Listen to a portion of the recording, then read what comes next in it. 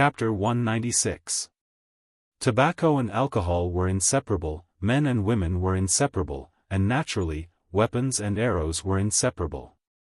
Holding the heavy talisman arrows, Ning Ke beamed with joy. Sixth brother walked out of the iron forging room with a long cloth bag.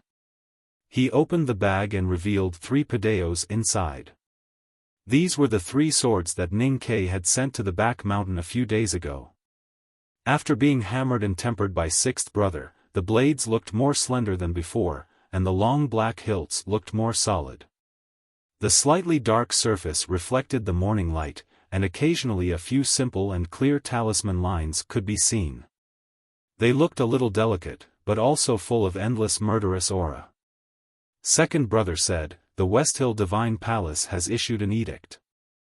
There should be a lot of young masters from various countries going to the wilderness this time.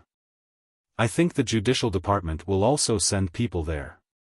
Maybe you will meet Long Qing again in the north of Yan Kingdom." Hearing Long Qing's name, Ning Ke's scalp tightened involuntarily. He subconsciously had a strong thought of disappearing. He had defeated Prince Long Qing once in climbing the mountain, but the real gap between their cultivation states was too big. If Prince Long Qing bore a grudge against the 2 previous humiliations, he would probably suffer a lot in the hands of Prince Long Qing. "I won't see you off tomorrow. I just want to remind you." Second brother continued, "You will be leading the students of the academy to the wilderness this time, representing the senior brothers and sisters of the 2nd floor. You will be carrying the banner of the headmaster. So no matter what happens, you cannot disgrace the academy. The Revelation Institute of West Hill, the Sword Garret of South Jin Kingdom, and the White Tower Temple of Yueluan. The disciples of the academy have had a lot of contact with these guys in the past. They have never lost in chess or musical performances. You cannot lose either. Why are we not allowed to lose? Not bad. What if I can't beat him? I can't lose face even if I can't win." Ning Ke scratched his head and asked in confusion and distress, "Second brother, how can I not lose face if I can't beat him?" Second brother raised his eyebrows slightly and reprimanded unhappily, "If you can't win, you have to find a way to win. If you really can't win, you can't admit defeat. You have to find a way to escape. After cultivating for a few years, you can go back and fight with your opponent again. Do you think you can never win?" Because of His Majesty's suggestion, the Academy's students would be practicing in the wilderness of the north of Yan Kingdom this year, and the departure time was tomorrow. When Ning Ke walked out of the thick fog at the back of the mountain of the Academy, the serious voices of instructors were echoing in the study rooms around the stone ground. Outside the warehouse, there were stewards carrying out the things needed for the journey, and the stewards of the military ministry were counting the number of weapons. Walking out of the stone gate of the academy, he saw dozens of horses scattered on the green meadow under the morning light. These horses from the horse farm in the west of the city were calmly grazing with their heads lowered. Occasionally, they would bump into the flowers in the depths of the meadow and knock down the autumn petals. Ning Ke looked at the warhorses that were about to embark on their journey and smiled. He apologized to the coachman, old Duan, who had been waiting outside the courtyard for a whole night, and was ready to board the carriage to return to the city.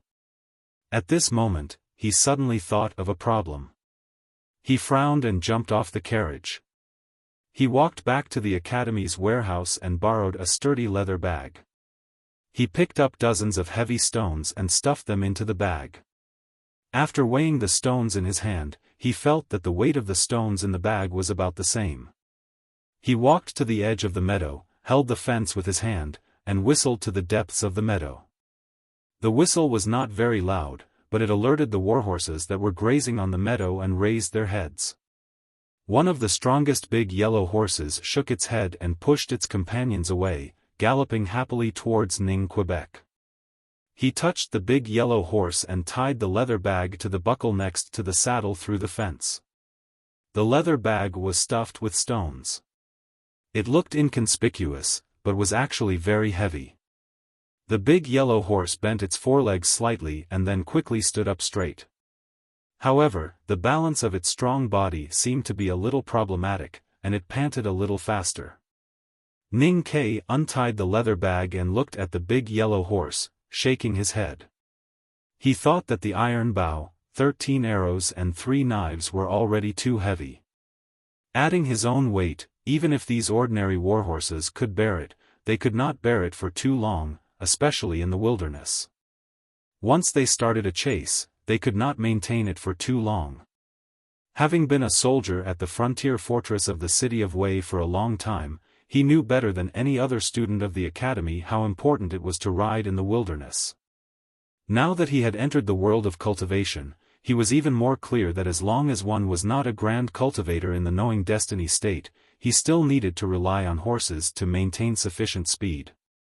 After thinking for a while, a scene from last year suddenly appeared in his mind. He poured out the stones in the leather bag, jumped into the meadow, and found the steward of the military ministry's horse farm. He took out the waist token of the Imperial Center administration and whispered something to him. After returning to Chang'an, he did not return to Lin 47th Street immediately. Instead, he went to the Southern Gate Taoist Temple at the foot of the Imperial City. As a disciple, he had to report to his master that he was going to travel far, and maybe his master would give him some gifts. Master Yen Sei knew that Ning Kai was going to the wilderness earlier than himself. After thinking about it these days, he felt that His Majesty's arrangement was always good for his disciple, so he gradually calmed down his annoyance. Unlike second brother, he did not tell Ning Kai not to disgrace the prestige of the academy. Instead, he said seriously, the barbarians on the grassland are not terrible, but the desolate man and his companions returning to the south will be the greatest danger. Logically speaking, with the headmaster of the academy, His Majesty, and me, few people in the world dare to harm you. But you have to remember that it is not the Tang Empire. Master, don't worry. Ning Kai said with a smile. The distant wilderness often represented mystery and danger for people from the Central Plains. But for Ning Kai, who had been killing horse gang in the wilderness since he left Min Mountain, it was the most familiar place for him. No matter how powerful the enemy he encountered there was, he believed that he could at least keep his life. Without this confidence, he would not have agreed to the request of the imperial court. Thinking of the papal cavalrymen sent by the Divine Hall this time and the powerhouses of the judicial department hidden in the dark, Master Yen Sei frowned slowly and looked at Ning Kai seriously. He said, "In the past, the enemies you met in the wilderness were all ordinary people. Even the most ferocious horse gang might not make you feel afraid. But you have to remember that the enemy you will face this time may be cultivators or the remnants of the devil's doctrine hidden among the desolate man. Anyway, you have to be careful." Ning Kai stopped smiling and said seriously, "I understand." Next, Master Yen Sei finished the last lesson before the arrival of autumn. He explained in detail the pinnacle of talisman Taoism, the wonderful meaning of characters. Then he handed a brocade bag to Ning Kai and explained that there were some wonderful things in the bag. If he was really in danger, he might as well open it and have a look. The black horse carriage slowly drove on the straight long street. With the cracks of the flagstones under the wheels shaking from time to time, Ning Kai looked at the brocade bag in his hand and could not help laughing. Sure enough, he got some parting gifts. He could not guess what was in the brocade bag. Thinking of those famous scenes in novels, he did not want to open it. If it was opened, it would be useless. Would he have the face to go back to the Southern Gate Temple and ask for another one from Master Yen Sei? Well, with his temperament, he could really do such a thing. But why bother? It was already dusk when he returned to the old brush pen shop. The setting sun shone from the end of Lin 47th Street, turning half of the street red. He said hello to Mr. Wu of the antique shop next door, glanced at the empty gray wall behind him, and walked in. The rice was steamed in the pot, and white steam filled the air. It slowly curled up along the tree in the courtyard and floated towards the red sky. It didn't float too high before dissipating in the air, leaving not even a trace. Sang Sang looked up at the fog dissipating in the air with her willowy eyes squinting beautifully. Ning Ke looked at the little figure beside the tree and said, "I'm back." Sang Sang looked back at him and said, "Young master, you're back." For many years, whenever Ning Ke returned to the hunting house or the small courtyard in the city of Wei, he would have such a conversation with the little girl in the courtyard.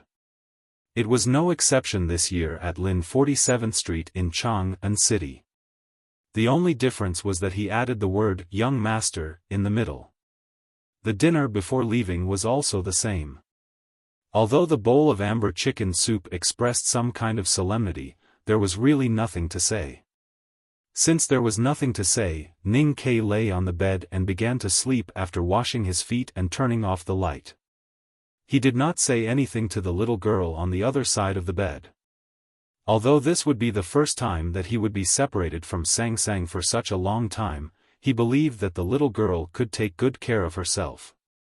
Because the little girl had been taking care of both of their lives these years. Now that he was not a troublemaker, she should be happier and more relaxed. In Chang'an at the end of summer, the temperature at night was no longer that annoying. The cicadas on the tree gradually disappeared. The sky full of stars shone on the quiet leaves, and then reflected from the window, painting the wall and bed with their favorite silver color. With a rustling sound, Sang Sang crawled over from the other side of the bed in thin clothes. Her skinny knees pressed on the silver bedding, and then she lay in Ning Ke's arms. Ning Ke opened his eyes and said, "I have said many times that you are a big girl now." Sang Sang hummed and adjusted her position. She put her head on his chest and refused to move again. The night before their departure was no different from many other nights in the past. The morning before parting was the same as the mornings of the previous year. There was no difference. After eating a bowl of hot and sour noodle slice soup bought by Sang Sang, Ning Ke brushed his teeth with the toothbrush Sang Sang gave him and washed his face with the towels Sang Sang wrung. With the help of Sang Sang's small hands, Ning Ke picked up the heavy luggage, opened the door and walked out. The morning light was clear and bright. He waved to the little girl at the door, and the horse carriage slowly moved. At the edge of the large meadow in front of the academy, the black horse carriage stopped and turned back. Today the coachman old Duan did not need to wait for Ning Ke to return to the city, because Ning Ke would not return to the city. The meadow was already a boiling cauldron of voices. The excited and nervous students of the academy said goodbye to their parents. The parents seemed to have endless things to say, and there seemed to be something missing in the luggage they prepared for their children. However, the young students' thoughts had already drifted to the distant north, as if they saw a bright future of achievements. Of course, not all the students of the academy were so excited and looking forward to the next journey. For example, Chu Yuxian, who was surrounded by the rich businessmen in Eastern City and several concubines in the distance, had a face full of complaints and fear. Ning Ke looked over there and smiled. Then he turned to look at Situilan, who was wearing a red archery outfit and looked valiant. He curiously said, "I didn't expect that no one would see you off." Situilan smiled and said, "It's called cultivation, but it's actually a battle. My father only encouraged me to go to the battlefield and kill the enemy, but he didn't want anyone to see me off. Besides, you don't have anyone to see you off either." Ning Ke shook his head and said, "I have no parents or relatives.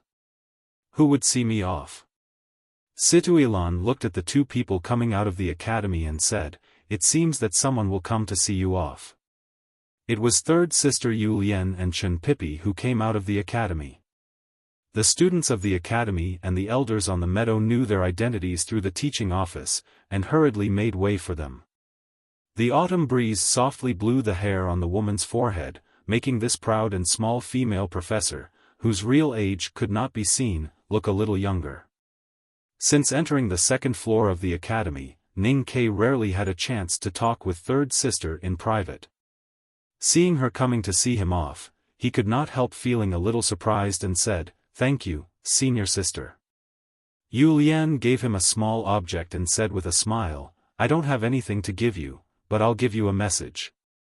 No matter what happens, you just need to follow your heart and you'll be able to overcome it easily. Thank you, senior sister. Ning Ke turned to Chen Pipi and looked at this friend who had brought endless help to his cultivation.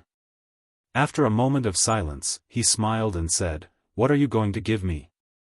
A gust of morning wind came to the meadow and wrinkled Chen Pipi's face. He said seriously, I'll see you off, okay? Ning Ke shook his head and sighed. You're getting more and more shameless. Chen Pipi sighed and said, I'll learn from you. Ning Ke answered with a smile, We'll make progress together. Chen Pipi also smiled and then asked seriously, Do you have anything to tell me? Ning Ke wanted to say that he had already told him what he should, but he still said after thinking, You know. What do I know? I have a little handmaiden at home. From a young soldier from the border town, to climbing the stairs and defeating the third young master Xia, to being forgotten by the academy, and then to being forgotten by the academy, to climbing the stairs and defeating Prince Longqing, to finally become the only student to enter the second floor, and then to lead all his classmates to the wilderness of the north of Yan Kingdom for practice. Now, Ning Ke had undoubtedly become a legend in the eyes of the ordinary students of the academy. His conversation with Situilan had already attracted a lot of attention. Then, following the arrival of Professor Yu Lian and Chen Pipi, even more gazes fell on him. These gazes were extremely complicated. Some were respectful, some were envious, and some were jealous, but none dared to show any hatred. When Ning Ke picked up the heavy luggage at his feet and walked towards the meadow, the dozens of eyes that had been silently watching him were filled with shock and confusion. What kind of horse would be able to withstand so much baggage and look so heavy? Why was he walking toward the meadow? 3 padeos, a dismantled iron bow and 13 talisman arrows in the quiver, a boxwood bow and ordinary arrows, and even a small folded tent and a big black umbrella tightly wrapped in coarse cloth were the necessities of the journey. The luggage had been carefully organized by Sang Sang last night, and its volume had been reduced to the point where it could not be reduced anymore. But because there were so many things, it still looked spectacular when put together, like a small mountain. Ning Ke carried the heavy luggage and walked to the meadow fence, looking into the distance to find his target. On the other side of the fence, the remaining military horses that had been defeated by the academy students were silently eating grass or resting with their heads down. It was hard to tell whether they were dispirited or not. In the wide meadow further away, a black shadow was running back and forth, like a black thunder, and the sound of hooves was loud.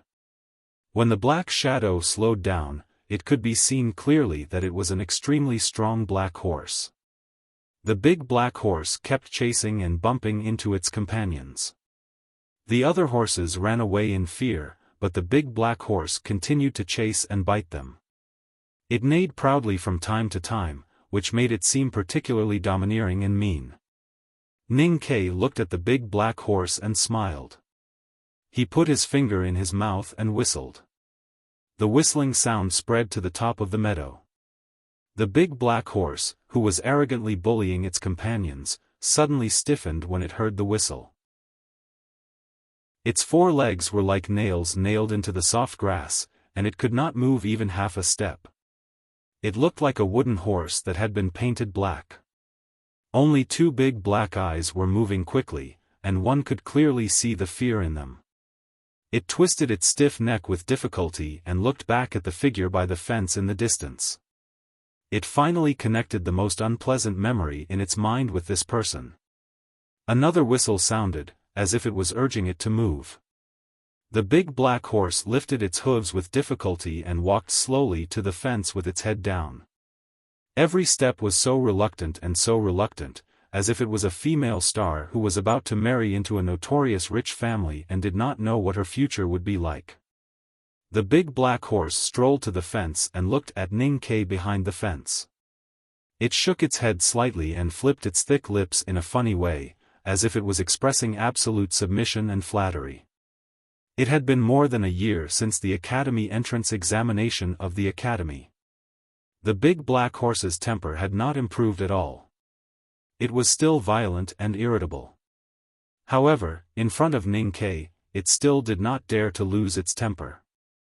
However, when it saw the luggage that was like a small hill under Ning Ke's feet, it could no longer care about its instinctive fear. It let out a frightened neigh and turned around, ready to run away. Ning Ke stared at it and said, "Old rules." The big black horse stopped. Ning Ke continued, "If you don't listen to me, I'll kill you." The big black horse lowered its head and turned around. Ning Ke hung the mountain-like luggage on its saddle. At the end of summer and the beginning of autumn in the 14th year of Tianqi era, the academy began this year's practical cultivation. The leader was the weakest disciple of the second floor of the academy in history, who had not even met the teacher and eldest brother. In the backyard of the old brush pen shop, Sang Sang stared at the old hen and thought that she should have killed it yesterday so that it could eat more. Otherwise, what if it got hungry on the way? On the outskirts of Chang'an, Ning Ke looked at the picturesque village and thought that he would not be able to drink the chicken soup she made for many days. He had just left and he already missed it. The empire was shrouded in a faint glimmer in the early morning. The sound of hooves and the fluttering indigo clothes. Volume 1, The End of the Empire in the Early Morning. To be continued. If you like this work, please come to Chidian.com to vote for me. Your support is my greatest motivation. Chapter 197. In the 14th year of the Tang Tianqi era, the wild tribe, who had been wandering in the cold region of the far north for thousands of years, returned to the south and occupied the grassland of the left king's palace. This led to the palace's cavalry to harass and attack the central plains further south. In order to deal with the unprecedented danger, the West Hill Divine Palace issued an edict, calling on the followers of Haotian Taoism and the righteous to help the Yan kingdom against the barbarian invasion.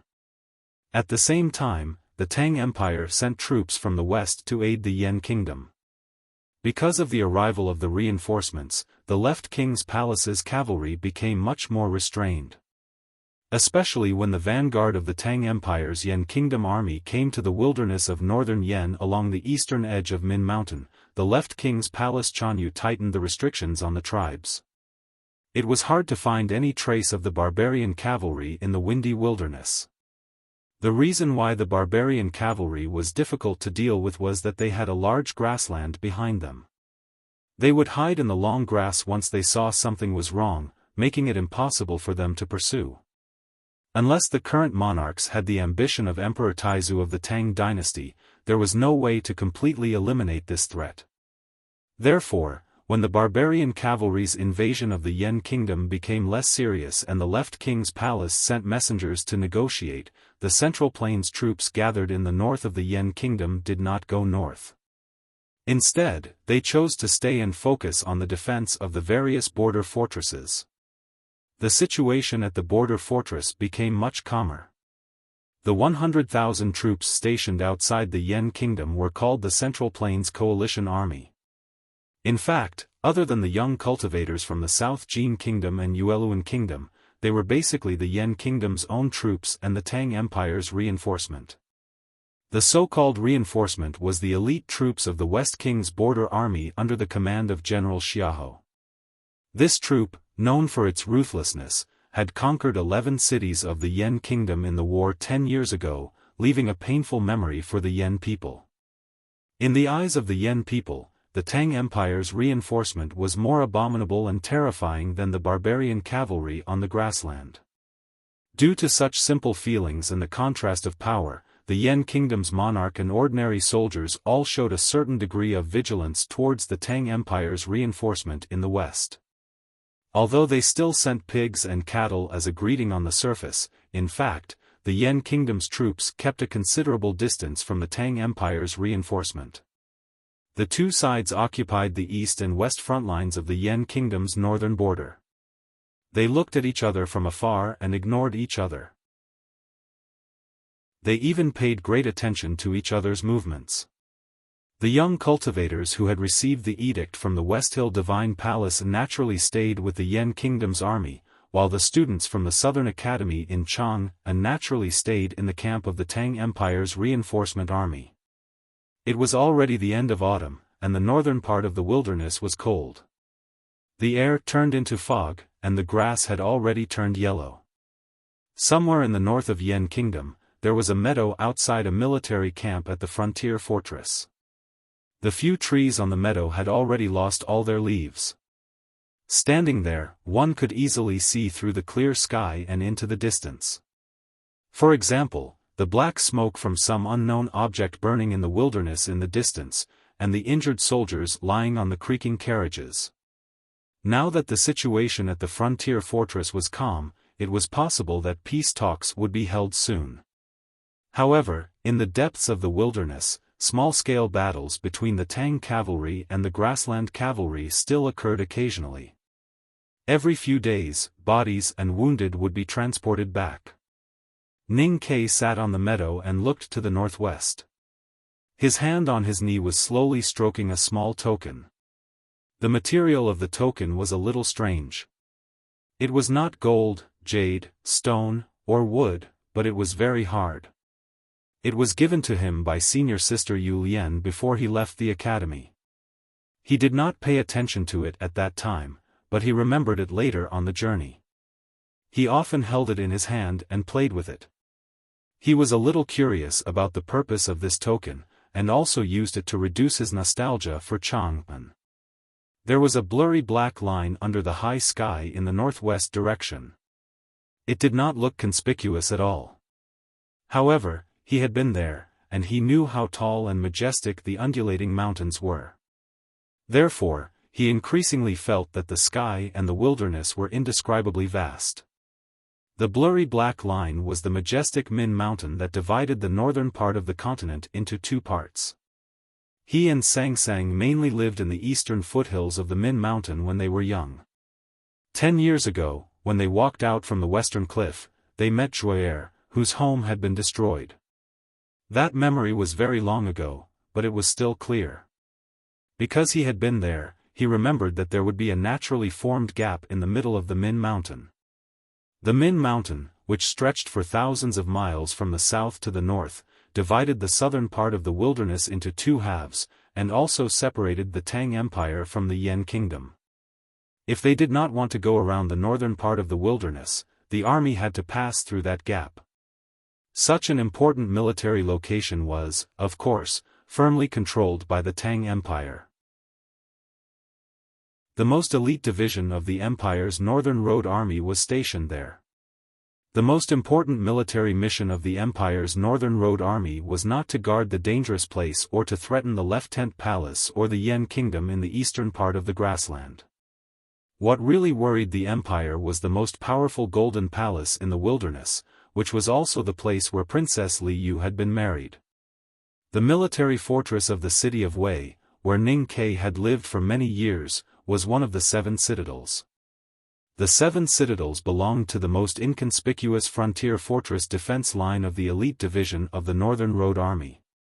At this moment, looking northwest, he seemed to be able to see the city of Wei on the other side of the Min Mountain, the hometown that truly belonged to him and Sang Sang. He could not help but feel some longing and warmth in his heart. He did not know how the old people in the city of Wei were doing now, or how General Ma was doing.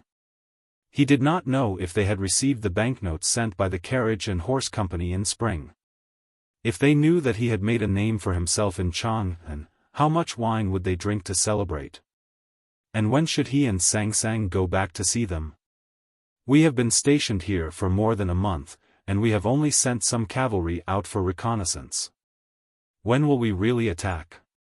It will be winter in a few days, and the soldiers will have to pay a higher price when they enter the wilderness. A young officer sat beside Ning Kai, and his light armor was polished. Looking at the empty wilderness and the wounded soldiers on the horse carriages, he frowned slightly and said angrily, "I really don't know what the general's mansion is thinking. I heard that General Xiaofan did not even enter the Yan Kingdom and is still in the Tuyang City mansion. It is really outrageous. Ning Ke looked at him and smiled, saying, there is no need to use a butcher's knife to kill a chicken. General Xiahou does not need to deal with the cavalry of the left king's palace in person.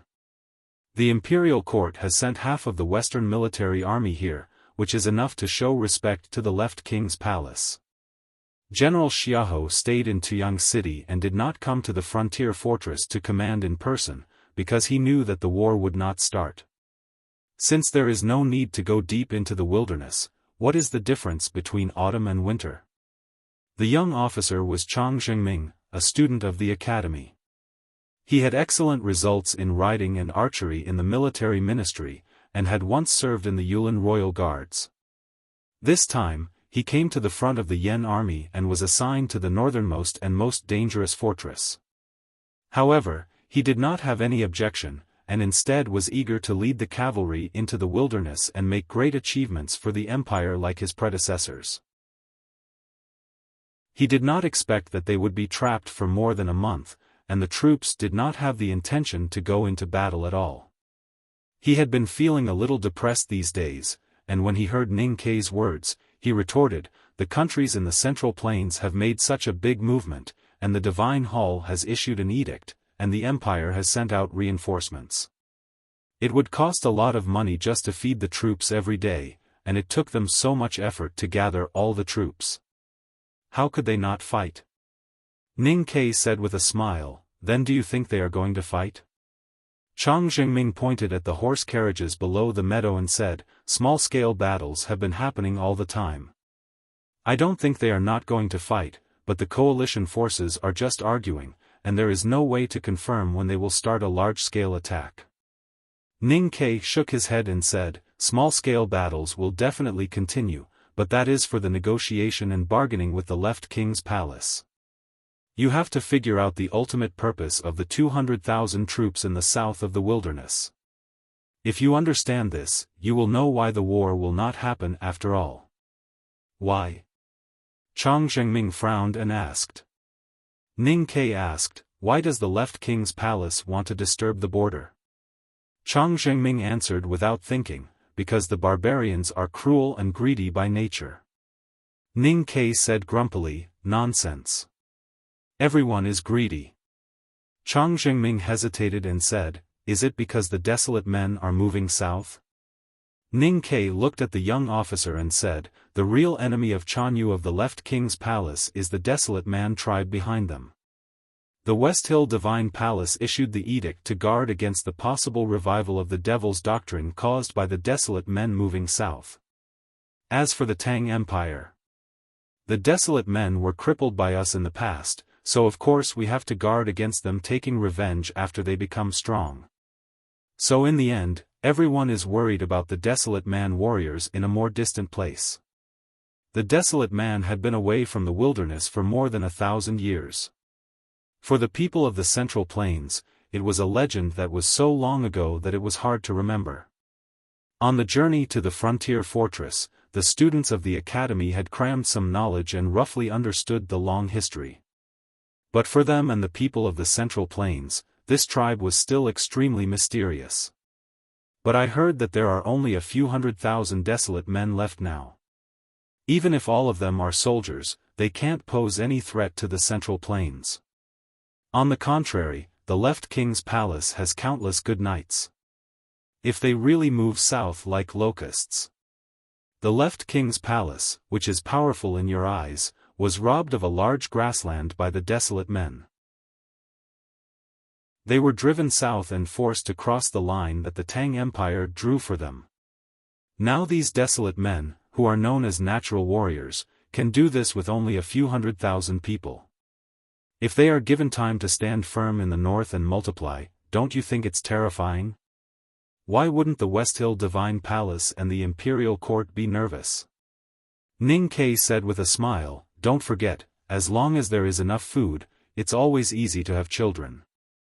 Chang Zhengming asked after a long silence, then what should we do? Ning Ke looked at the black smoke in the distance of the vast wilderness and said after thinking for a moment, looking at the current situation, I guess the West Hill Divine Palace and the Imperial Court have the same idea, which is to force Chanyu of the left king's palace to start a new war with the desolate men. We are responsible for providing him with military equipment and food, and they are responsible for fighting. Chang Jingming asked in confusion. The desolate men are forced to move south because they can't win. Why would the left king's palace be so stupid to turn back and fight? That's why we are here now. The Divine Hall and the Imperial Court have made their stance very clear. They have written a multiple-choice question for Chanyu to choose. Either you fight with us, or you fight with the desolate men with our support. You will definitely die in the former, but you might die in the latter. There's always a difference between certain and possible. Chang Jingming was stunned. He didn't expect things to be so complicated. He said with emotion, "This multiple-choice question is really hard to choose." Ning Ke patted his shoulder and said, "Chanyu thinks so too." At this moment, dozens of the most elite light cavalry from the West Road appeared at the back of the meadow. The captain looked at Ning Ke, who was above the meadow, anxiously, as if he wanted to get closer but didn't dare to. Chang Jingming looked at the elite cavalry under the meadow, as if they were facing a formidable enemy. He recognized that they should be the direct cavalry of the general's mansion. He couldn't help but be slightly shocked and subconsciously looked at Ning Ke beside him. The Tang captain under the meadow looked up at Ning Ke and said worriedly, "Mr. 13, it's too close to the barbarians. It's really not safe. Let's go back to the military camp." "Mr. 13? Chang Jingming looked at Ning Ke and asked in confusion. Ning Ke looked at the nervous cavalry under the meadow and sighed helplessly. He stood up and explained to Chang Jingming, "They don't know who I am. They only know that I'm the 13th. Chang Jingming also stood up. "I'm the leader of the academy. Although I'm not responsible for your life and death, I still have to care about what you're doing." Ning Ke looked at him and said, "I'm here today to see how you're doing. Since I'm being urged, I have to leave early. I'll go to the Blue Water Battalion tomorrow. Situilan and Wang Ying are there. Thank you for your hard work." Chang Jingming said seriously. "I'm just an inspector who is put on a pedestal, eating and drinking everywhere. What hard work is there to talk about?" Ning Ke laughed at himself and waved his hand to indicate that he didn't need to see him off. He patted his butt and walked down the meadow. When he reached the meadow, he looked at the border captain who had followed him for a whole month and the soldiers who were looking around vigilantly as if they would encounter the grassland cavalry at any time. He said helplessly, "This is still the Tang military camp. Why are you so nervous? Are you really going to follow me like this every day?" The captain replied seriously, "The higher-ups have given strict orders that we must ensure your safety." Ning Ke thought of the free and boring life at the frontier fortress for more than a month and couldn't help but shake his head. He said, "I'm just an ordinary practical cultivator. How can I be followed by dozens of elite cavalrymen every day? I'm not General Xiaofan. I can't afford such treatment." The captain explained respectfully, "Mr. 13, although we don't know your real identity, the order from the general's mansion clearly states that your safety is more important than that of the general." This was a very true answer. There were not many people in the West Road Army who knew Ning Ke's true identity. The reason why the general's mansion was so concerned about Ning Ke's safety was not because General Xiaofan knew that he was a secret guard and had come with His Majesty's supervision mission. It was because of a very simple reason. Dozens of students of the academy were practicing in the front line. They had to use real swords and spears to hone their military skills. This was the practice of the Tang Empire. Therefore, from the ministers in the court to the generals at the frontier fortress, they would only treat these young people as ordinary military officers. However, Ning Ke was not an ordinary student of the academy. He was a student of the second floor of the academy. All these years, there had never been a student of the second floor of the academy joining the military for practical cultivation. Ning Ke was the only exception. As a core disciple of the headmaster of the academy, if something happened to such a person in the front line, even if he lost a hair, it would cause a huge uproar. General Xiahou might be able to bear the anger of His Majesty, but he didn't have the courage to face the disappointment of the headmaster of the academy. Therefore, after coming from Chang'an to the frontier fortress of the wilderness of the north of Yan Kingdom, Ning Ke did not return to the familiar days of fighting on horseback. Instead, he was treated like an ancestor by the West Road Army. The entire military camp carefully protected his safety. Whether it was drinking or eating meat, they satisfied any of his requests, but they would never let him get close to any possible danger. Therefore, apart from following the ups and downs of the frontier fortress to visit the academy students like Chang Zhengming, there was nothing else he could do. Ning Ke looked at the cavalrymen who were respectfully waiting to escort him away. He could not help but sigh. He put his finger in his mouth and whistled. A big black horse rushed out from the back of the meadow. The big black horse was carrying a heavy luggage, but it still galloped and kept chewing. No one knew what it was eating that made it so happy on the meadow where the leaves had fallen and the grass was covered with frost.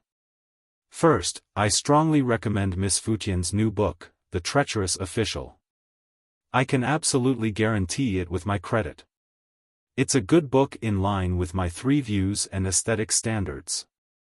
Now it's the first book on the list of new books. It's the one that's more popular than Bean. Second, the new assistant, Pomelo, has taken office. I applaud and cheer. She's a little girl. Please help and be considerate. If there's anything wrong, it's all my fault. I cupped my hands. Third, the beginning is really the most difficult. I started writing at 12:00 today. I'm really stupid. I deleted and wrote again and again. I changed many ways and finally chose the driest way. I skipped a lot of instructions in the middle. I feel sad when I think of the money I've lost. Fourth, it's almost Monday. I strongly need recommendation votes. Please give me your support. Please don't force me to write a single chapter tomorrow.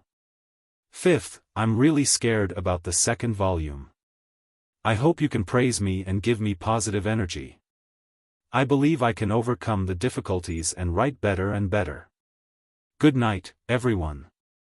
To be continued. If you like this work, please come to Chidian.com to vote for me. Your support is my biggest motivation. Chapter 198. The wind didn't blow in the border camp at night, and the bright red tongues of fire on the woodpile could gently shake their waists. Dozens of Tang border army elites were scattered around, either in deep sleep or vigilantly standing guard. Only Ning Ke and the captain were sitting by the fire. In the daytime, the captain called Ning Ke Mr. 13, as if he didn't know his real identity. However, at this time, beside the red warm fire, his title had been changed in a whisper, Your Excellency Ning, do you really want to go to Dongsheng Stockade Village tomorrow? It's too close to Yan Kingdom. There may be trouble. Ning Ke was fiddling with the sweet potatoes in the fire with a branch. Hearing this, he looked up at him and couldn't help shaking his head. Looking around at the border army elites who didn't pay attention to him, he said, I've stayed in the frontier fortress for more than a month, but I didn't get into any trouble. In my opinion, this is the real trouble.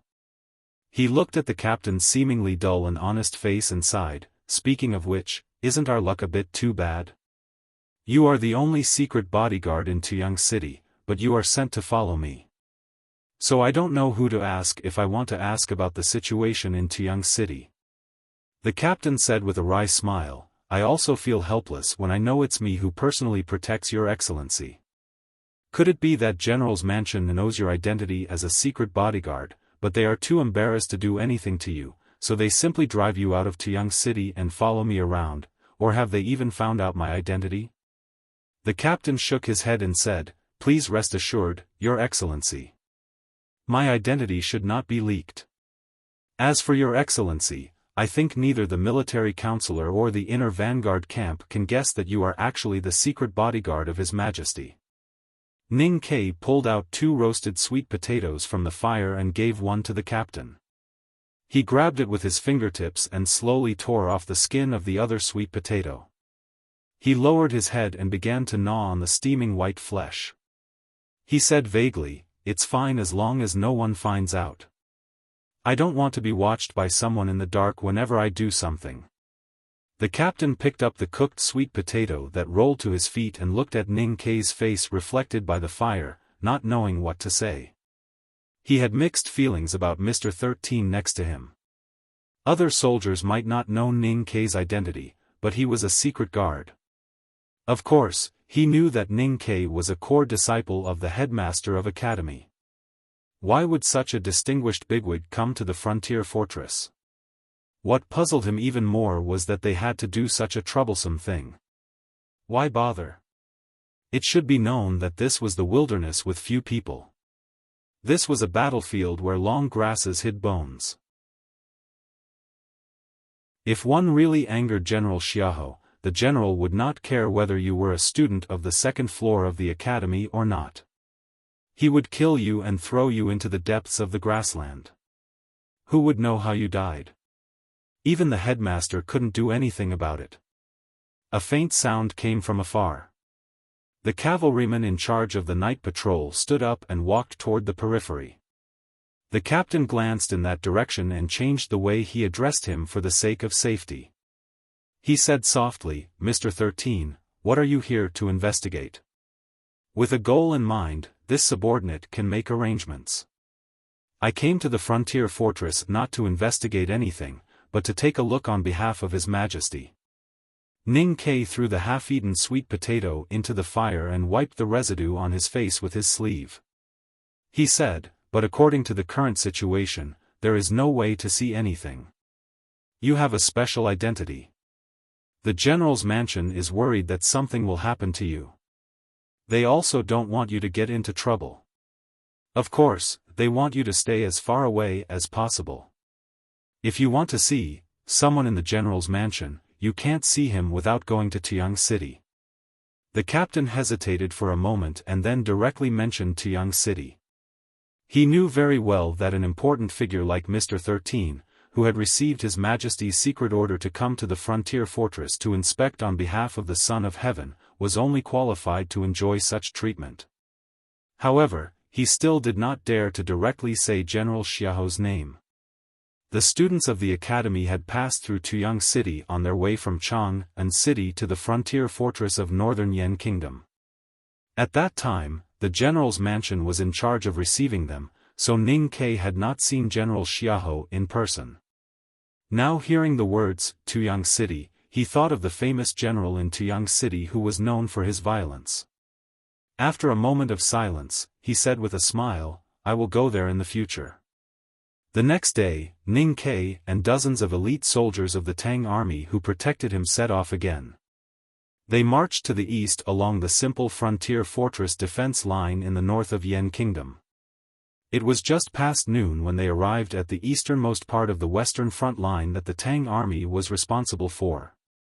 Looking over the dry willows, they could clearly see a piece of green mountains and the yellow city not far from the mountains. More than a dozen officers were waiting for their arrival outside Dongsheng Stockade Village. The general of Dongsheng Stockade Village did not know who Mr. 13 was. He just guessed from the documents of the general's mansion in Tiang City and the excited expressions of those subordinate officers that he should be a bigwig from Chang'an City and should have some relationship with the academy. Ning Kai looked at the officers outside the stockade village and smiled. He jumped down from the big black horse. He first exchanged a few polite words with the general and then walked to the right side. He walked to someone and said with a smile, "Are you used to staying here?" The officer in front of him was a young girl, dressed in an archery outfit and covered with dust from the wilderness. She looked at Ning Kai and said with a smile, "Although it is not as comfortable as you, I am still used to it." Ning Kai said with a smile, "You have to get used to it even if you are not used to it." I have told you before that the real battlefield is not the same as what you guys imagine in Chang'an City. Then he noticed that Linchuan Wangying was also standing among the officers. The 15-year-old boy was blown away a lot of immaturity by the wind and sand of the frontier fortress, and his posture seemed to be a lot taller. He looked at these academy students who had come to the front line for less than a month, but their temperament and spirit had changed a lot from when they were in Chang'an City. He said with appreciation, "It seems that everyone is still very used to the life here. I am relieved." The general of Dongsheng Stockade village followed him. Seeing that Ning Ke did not pay attention to him, he was a little unhappy. He thought that even if Ning Ke was a bigwig from Chang'an City, he was not qualified to put on airs in the military camp. However, when he heard this dialogue, he immediately understood that Mr. 13 was really a bigwig who could not be provoked. Anyone who dared to speak like this to the daughter of General Yunhui and dared to put on airs to the academy students was a real bigwig. The training goal of the academy students in the future was to become officials of the imperial court, and they would not have anything to do with the military system. However, the Tang Empire was founded by martial arts, and frontline practice was an indispensable part of the training plan. Dongsheng Stockade Village was located in the easternmost part of the Tang Army's defense line. It was very close to a tribe of the Left King's palace, and it was also very close to the Yen Kingdom army and the young masters of the Central Plains who came to help. It was under double pressure, and it could be said that it was the most difficult place in the Yen Kingdom army.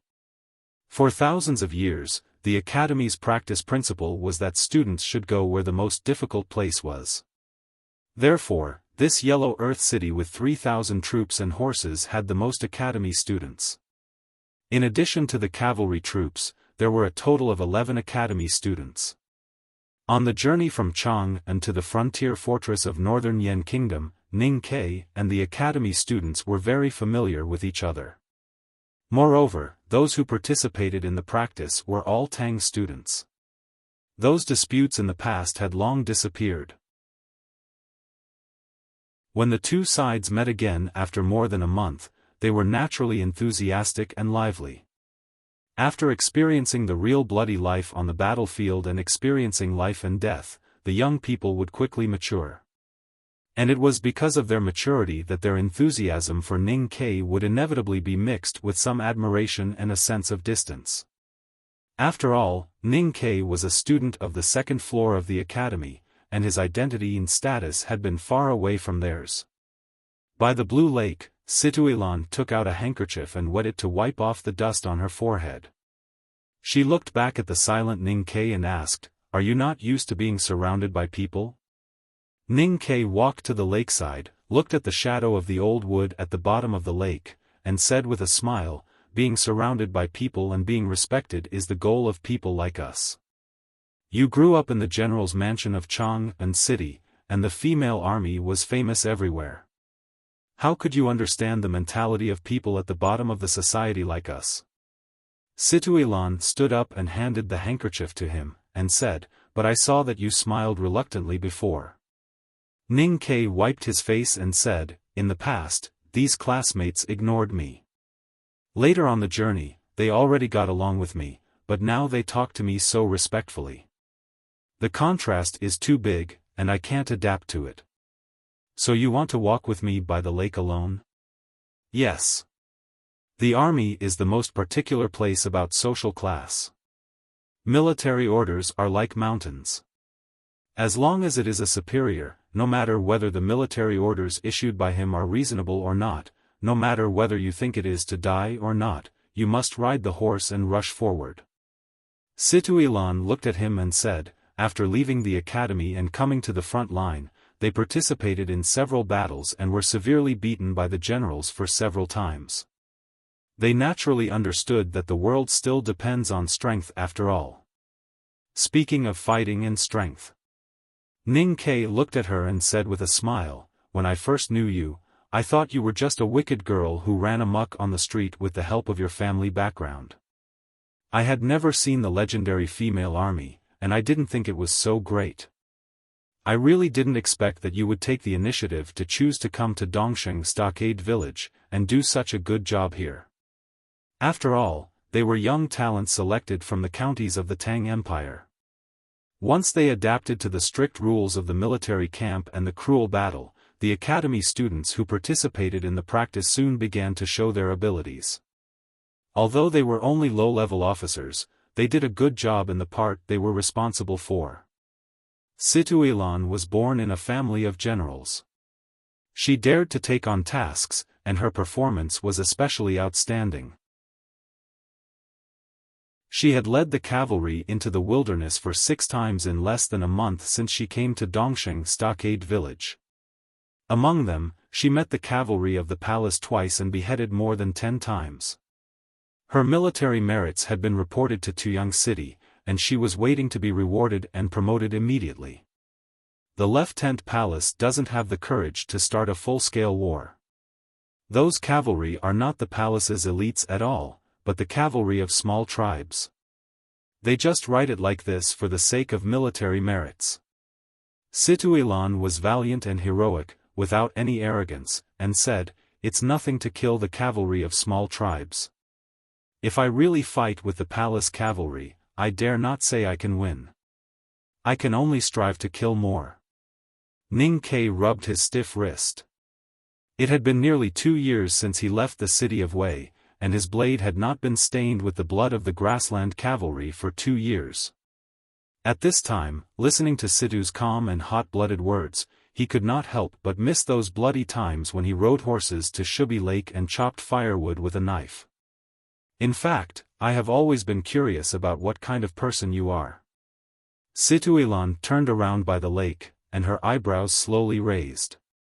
She looked at Ning Ke's face with great interest and said, "My father once looked through your files in the military ministry, but he only told me some general information and refused to tell me too many details.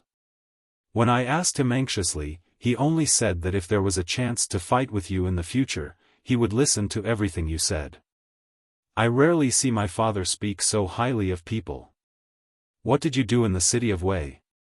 I am really proud to be evaluated like this by General Yunhui."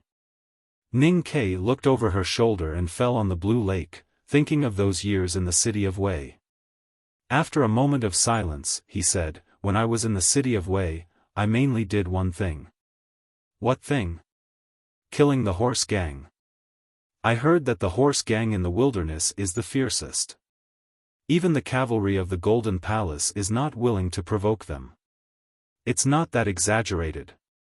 But the composition of the horse gang is very complicated. There are real horse gang and homeless refugees. I have seen refugees from the north of Yen Kingdom at Shubi Lake. It is so far away, and I don't know how they crossed the Min Mountain. And you certainly can't imagine that the most powerful horse gang I have ever met is the cavalry of the Golden Palace in disguise." "The cavalry of the Golden Palace? Did you win or did they win?" "I said that I only did the thing of killing the horse gang. If they won, how could I kill them?" Ning Ke looked at her and said, "I think the reason why General Yunhui said that to you is that he probably knows that I have a good skill of killing people in the wilderness. In fact, this is not unusual." Situilan looked at him and said, "You killed so many horse gang without dying. You are very powerful." Ning Ke said, "I don't deny this. It is said that cultivators are the strongest in the world. But according to those cultivators I have met, if they are put in the wilderness, as long as they meet a team of 100 horse gang, they will never survive. But you still want to be a cultivator. Because I can kill people. If I become a cultivator, I can become a cultivator who can kill people." Ning Ke paused for a moment and said with a smile, "I always have an idea. Don't talk about it outside." Situilan was very interested and said, "I promise I won't leak the secret." "Say it quickly." Ning Ke walked to the lakeside and looked at the blue lake extending to the north without an end. He said, "Cultivators do have strong enough personal strength. But in my opinion, these cultivators in the world do not know how to kill people." After thinking for a long time, Situilan frowned and asked, killing, is killing people? Ning Ke looked at her and asked a few questions in a row: how to kill people with the least effort? How to kill people when their strength is far less than the enemy's? How to use the environment, wind and even sunlight to kill people? How to squeeze the last strength to kill people when they are seriously injured and dying? How to kill people without being killed? Situilan shook her head and thought that when she met the grassland cavalry in the wilderness, she picked up the bow and arrow to shoot, and picked up the padao to chop. How could there be so many questions? If killing people is really so complicated, can you teach me? This kind of thing can't be taught. You will naturally learn it when you kill more people. So the frontier fortress military camp is the most suitable place to practice killing skills. But cultivators rarely practice in the military camp. Ning Ke said, fortunately or unfortunately, I have lived in the military camp of the city of Wei for many years. I think this is why General Yunhui thinks I am good, and it is also what you can't understand for the time being. Situilan looked at him and asked curiously, you are the first disciple of the second floor of the academy to come to the frontier fortress for practice. Do you want to practice in the military camp?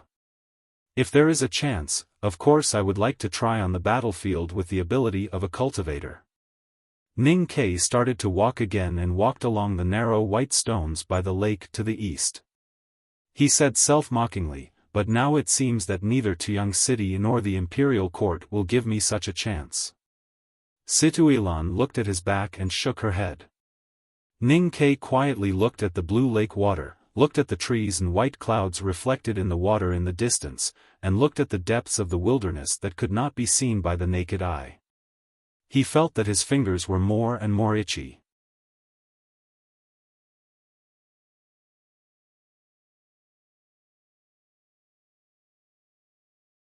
Chapter 199. Being a soldier, Ning Ke hated snatching military exploits the most.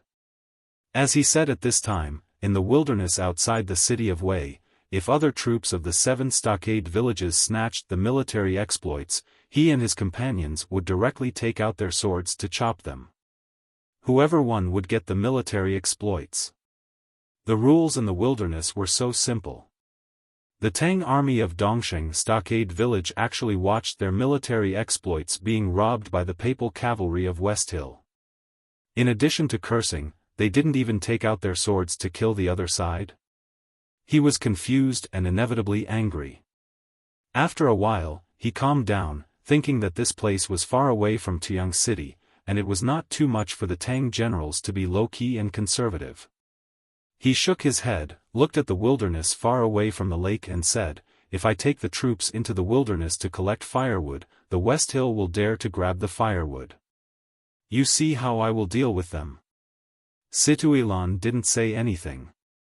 She walked slowly along the lakeside with her hands behind her back. Suddenly she stopped, turned around and looked at him, saying, my family in Chang, and sent a letter saying that they would arrange a marriage for me. The slightly cold weather made the breath from the girl's lips quickly turn into white mist, which added some beauty to her refreshing face. Ning Ke looked at the misty breath and the girl's face in front of him. He was stunned for a moment and asked, then? Situilan shook her head, turned back and continued to walk along the lakeside, and said, I don't want to marry. Upon hearing her reply, Ning Ke's mood became a little lighter, but then suddenly became a little heavier. He had an inexplicable feeling of not being able to find the right direction. He looked at the girl's back and said, we really should be more cautious about this kind of thing. Situilan didn't look back and said with a smile, I heard that many ministers in Chang and city want to recruit you as a son-in-law. With Ning Ke's current reputation in Chang and city, not to mention the glory of being a core disciple of the headmaster of academy, His Majesty's appreciation and love for him were enough for countless ministers to start thinking about selling their daughters and granddaughters to him. Ning Ke smiled and said, General Yunhui probably didn't mean that. Situilan looked back at him and said, my father knew that I was familiar with you, and he really thought about it. Ning Ke felt a little hot on his cheeks, subconsciously touched it, and didn't know how to answer. With her hands behind her back, Situelan stepped on the white round stone by the lake and continued to move forward. She said, "But I didn't agree." Ning Ke looked at the girl in light armor and her black braids swaying restlessly behind her.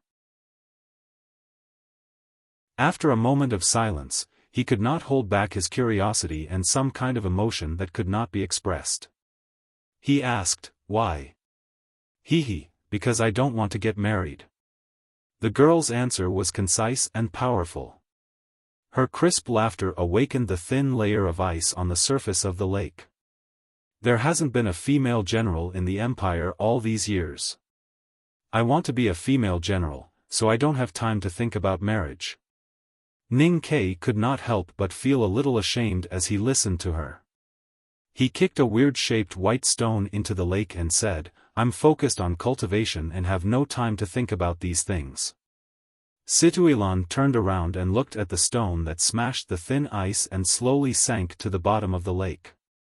After a moment of silence, she laughed heartily and looked at him and asked, "If you have time to think about it, what kind of girl do you like?" Listening to this question, Ning Ke could not help but think of the conversation with Chen Pipi in the back of the mountain of the academy. After thinking for a long time, he rubbed his chin and said seriously, "I like beautiful girls, with white skin, red phoenix eyes, red lips and a plump figure. It's better to be smart in terms of temperament.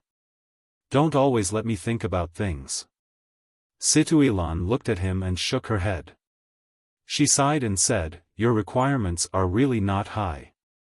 The ideas of most men in the world are almost the same. I can't see any novelty in you. Life was originally a very boring thing. Whether in Chang'an City or in the wilderness of northern Yan Kingdom, what was the essential difference between climbing buildings every day and wandering every day? The academy students who practiced in Dongsheng Stockade Village had their own combat tasks. It was impossible for them to accompany Ning Ke to stroll around the stockade village, eat, drink and chat every day. He had to stroll around the stockade village, eat, drink and chat with himself. It was extremely monotonous and boring. After a few days, he finally could not bear such a boring life anymore. He secretly led the big black horse and avoided the sight of the dozens of inseparable cavalrymen. He went out of the stockade village and came to the blue lakeside to relax. Without the dozens of cavalrymen following behind him as the second son, Ning Ke walked a little further today. He ran along the blue lake for 2 or 3 miles to the east and found a quiet lakeside to stop. He unloaded the heavy luggage on the back of the big black horse and patted it heavily on the butt. It was rare for the big black horse to have such a good time to relax. It neighed joyfully and dashed into the lake, splashing black mud on its hooves. Then it retreated to the shore at a faster speed, roaring angrily in a low voice.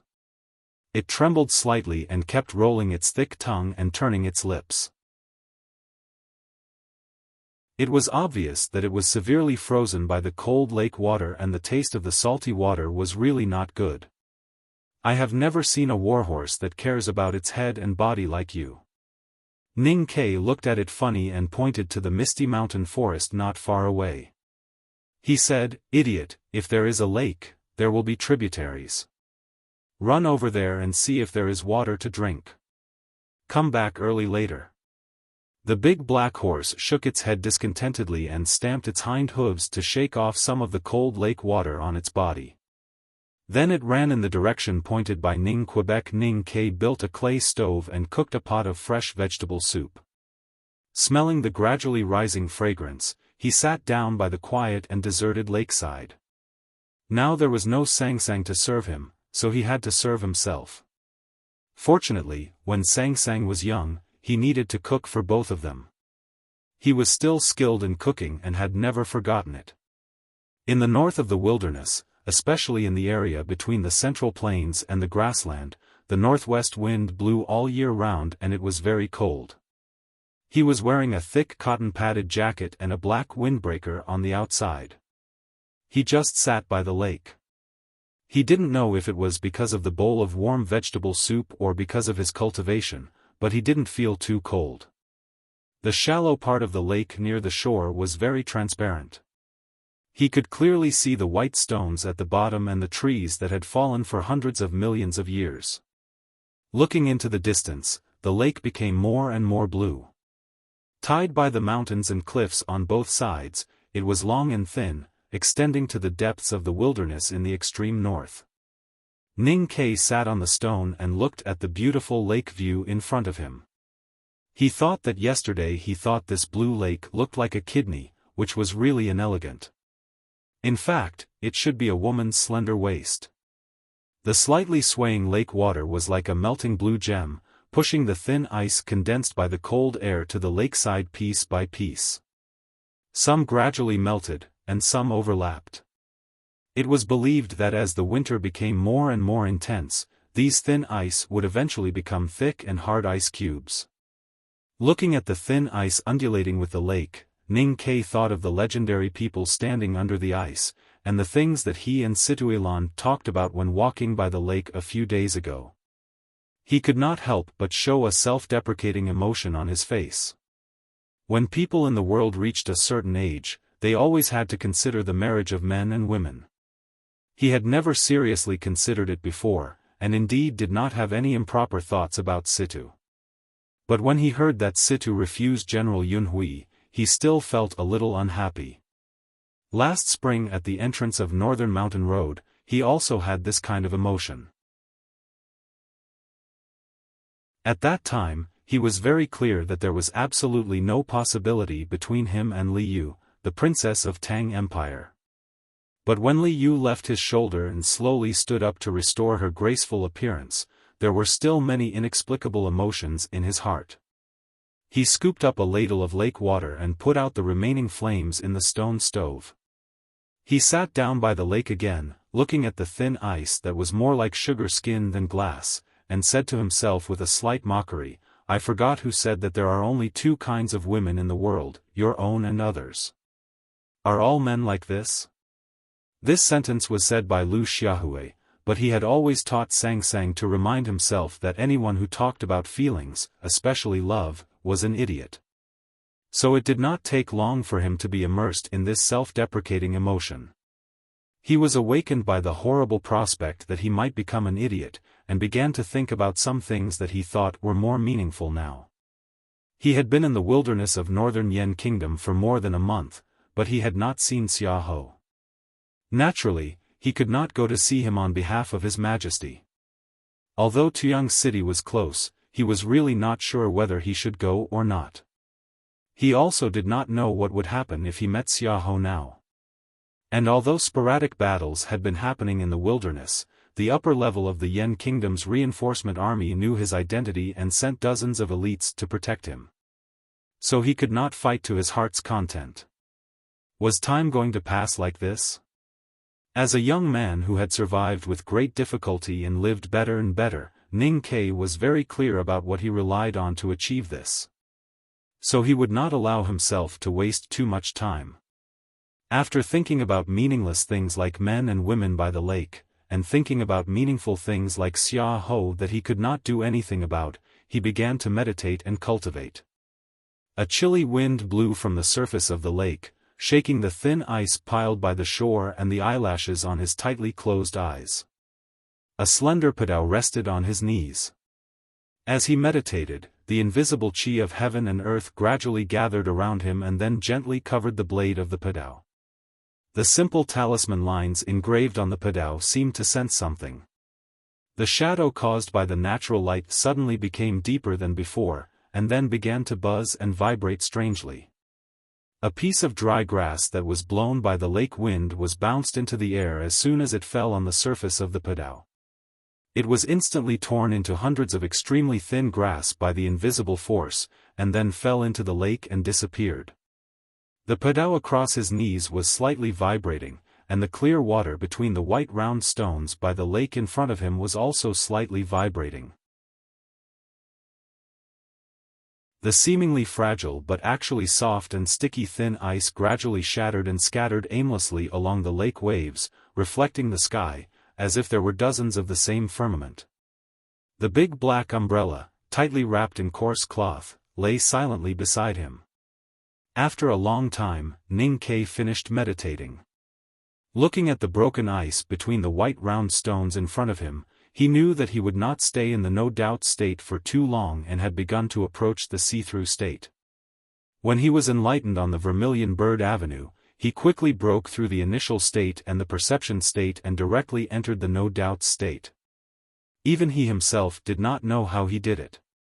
So now he had no knowledge about cultivation and breaking the realm. At this time, he vaguely felt that he was about to break the realm, but he did not know how to do it. He was a little confused and thought, do I have to go to Tuyang City to send a Fu character letter to the senior brothers of the academy for advice? As he was thinking about this, he suddenly noticed that the thin ice piled up in front of him was getting more and more. Looking at the distance in front of his right hand, he saw many pieces of thin ice shining like a mirror were slowly flowing over. Having lived in the wilderness of Min Mountain for so many years, he was very familiar with the lakes in the wild. With just a few glances, he knew that there must be a hidden current in the lake, so that these thin ice could be pushed over. But this blue lake, which was as big as a beauty's waist, looked calm. Where did the hidden current come from? Knowing that no barbarians dared to come to this lakeside forest, there should not be any safety issues, he suddenly had the idea of exploring. He stood up, carried the heavy luggage, and moved upstream along the mirror-like thin ice. Going upstream, was there a beauty on the other side of the water? Walking along the lakeside for about a few miles, he could faintly see that there was a stream of water in front of him that was hitting the peaceful lake like a gem, creating countless beautiful small whirlpools. But the dense forest next to the pass, although the branches and leaves had already fallen, still covered the movement behind the forest, and he could not see the stream. Ning Ke knew that it was the paradise he was looking for. Smelling the faint smell of sulfur coming to his nose, he guessed that there might be a hot spring there, and he could not help but feel happy. Suddenly, a touch of jade white reflected in his eyes, and then a touch of blue flashed, just like this lake. Ning Ke's eyes suddenly showed vigilance, not because of the deep blue reflected in his eyes, but because of other reasons. He pulled the bow and arrow like lightning, aimed at somewhere in the dense forest, and said in a low voice, "Come out." There was a rustling sound in the forest, and a dozen young people slowly walked out. Some of them also aimed at Ning Ke with bows and arrows, but more of them looked at him vigilantly, holding the scabbard in their left hand and the hilt of the long sword outside the scabbard in their right hand. Ning Ke did not care about the sharp arrows aimed at him, but just calmly aimed at the youngest girl among these young people. The boxwood bow in his hand was as steady as a mountain, the string was stretched like a moon, and the arrow was as still as a lake stone. However, it gave people a feeling that as long as he wanted, the quiet arrow on the string would definitely shoot through the girl's chest in the next moment. This feeling was so strong that the nervous expressions of the few young people who aimed at Ning Ke stiffened, and the hands holding the slender long sword hilt turned slightly pale. As for the young girl who was targeted by Ning Ke's bow, her face was even paler, and her slightly bulging chest was violently heaving. A young man bravely jumped in front of the young girl, slightly bent his left knee forward, and took a forward horse stance. His left hand held the scabbard tightly, and his thumb faintly pressed against the ebony edge of the sword, and his right elbow bent backward to lift his wrist. Ning Ke looked at the posture of the young man holding the sword, and then glanced at the clothes and temperament of these young boys and girls. He guessed where they came from, and felt a little relieved. He looked at the young man who was holding the sword and said with a smile, "The cutting arrow style? It's useless against my arrows." The young man was despised by the enemy, and his face suddenly showed anger. "I am a Tang." Ning Ke told them where he came from, and then put down the boxwood bow in his hand. He did not look at these young people who were looking at him anxiously, and put the arrow back into the quiver. Since he had guessed the origin of this group of young boys and girls, he knew that there would be no problem. But because they obviously had no fighting experience, he put down his weapon first, in case they made mistakes because of nervousness. Sure enough, after hearing that he was a Tang, the young boys and girls who were still vigilant a moment ago suddenly became relaxed, and they put down their bows and loosened their sword hilts. We are the disciples of the Black Ink Garden in the Great River Kingdom. After enduring for 3 days, I finally figured it out, but now I have to pick up my wife, so I will update first today. Tomorrow I will guarantee 6,000 yuan. Continue to ask for recommendation votes, and it will not be in vain. I will ask the second female lead who is about to appear to send you childhood photos of her in her crotch. If you like this work, you are welcome to vote for recommendation votes and monthly votes. Your support is my biggest motivation.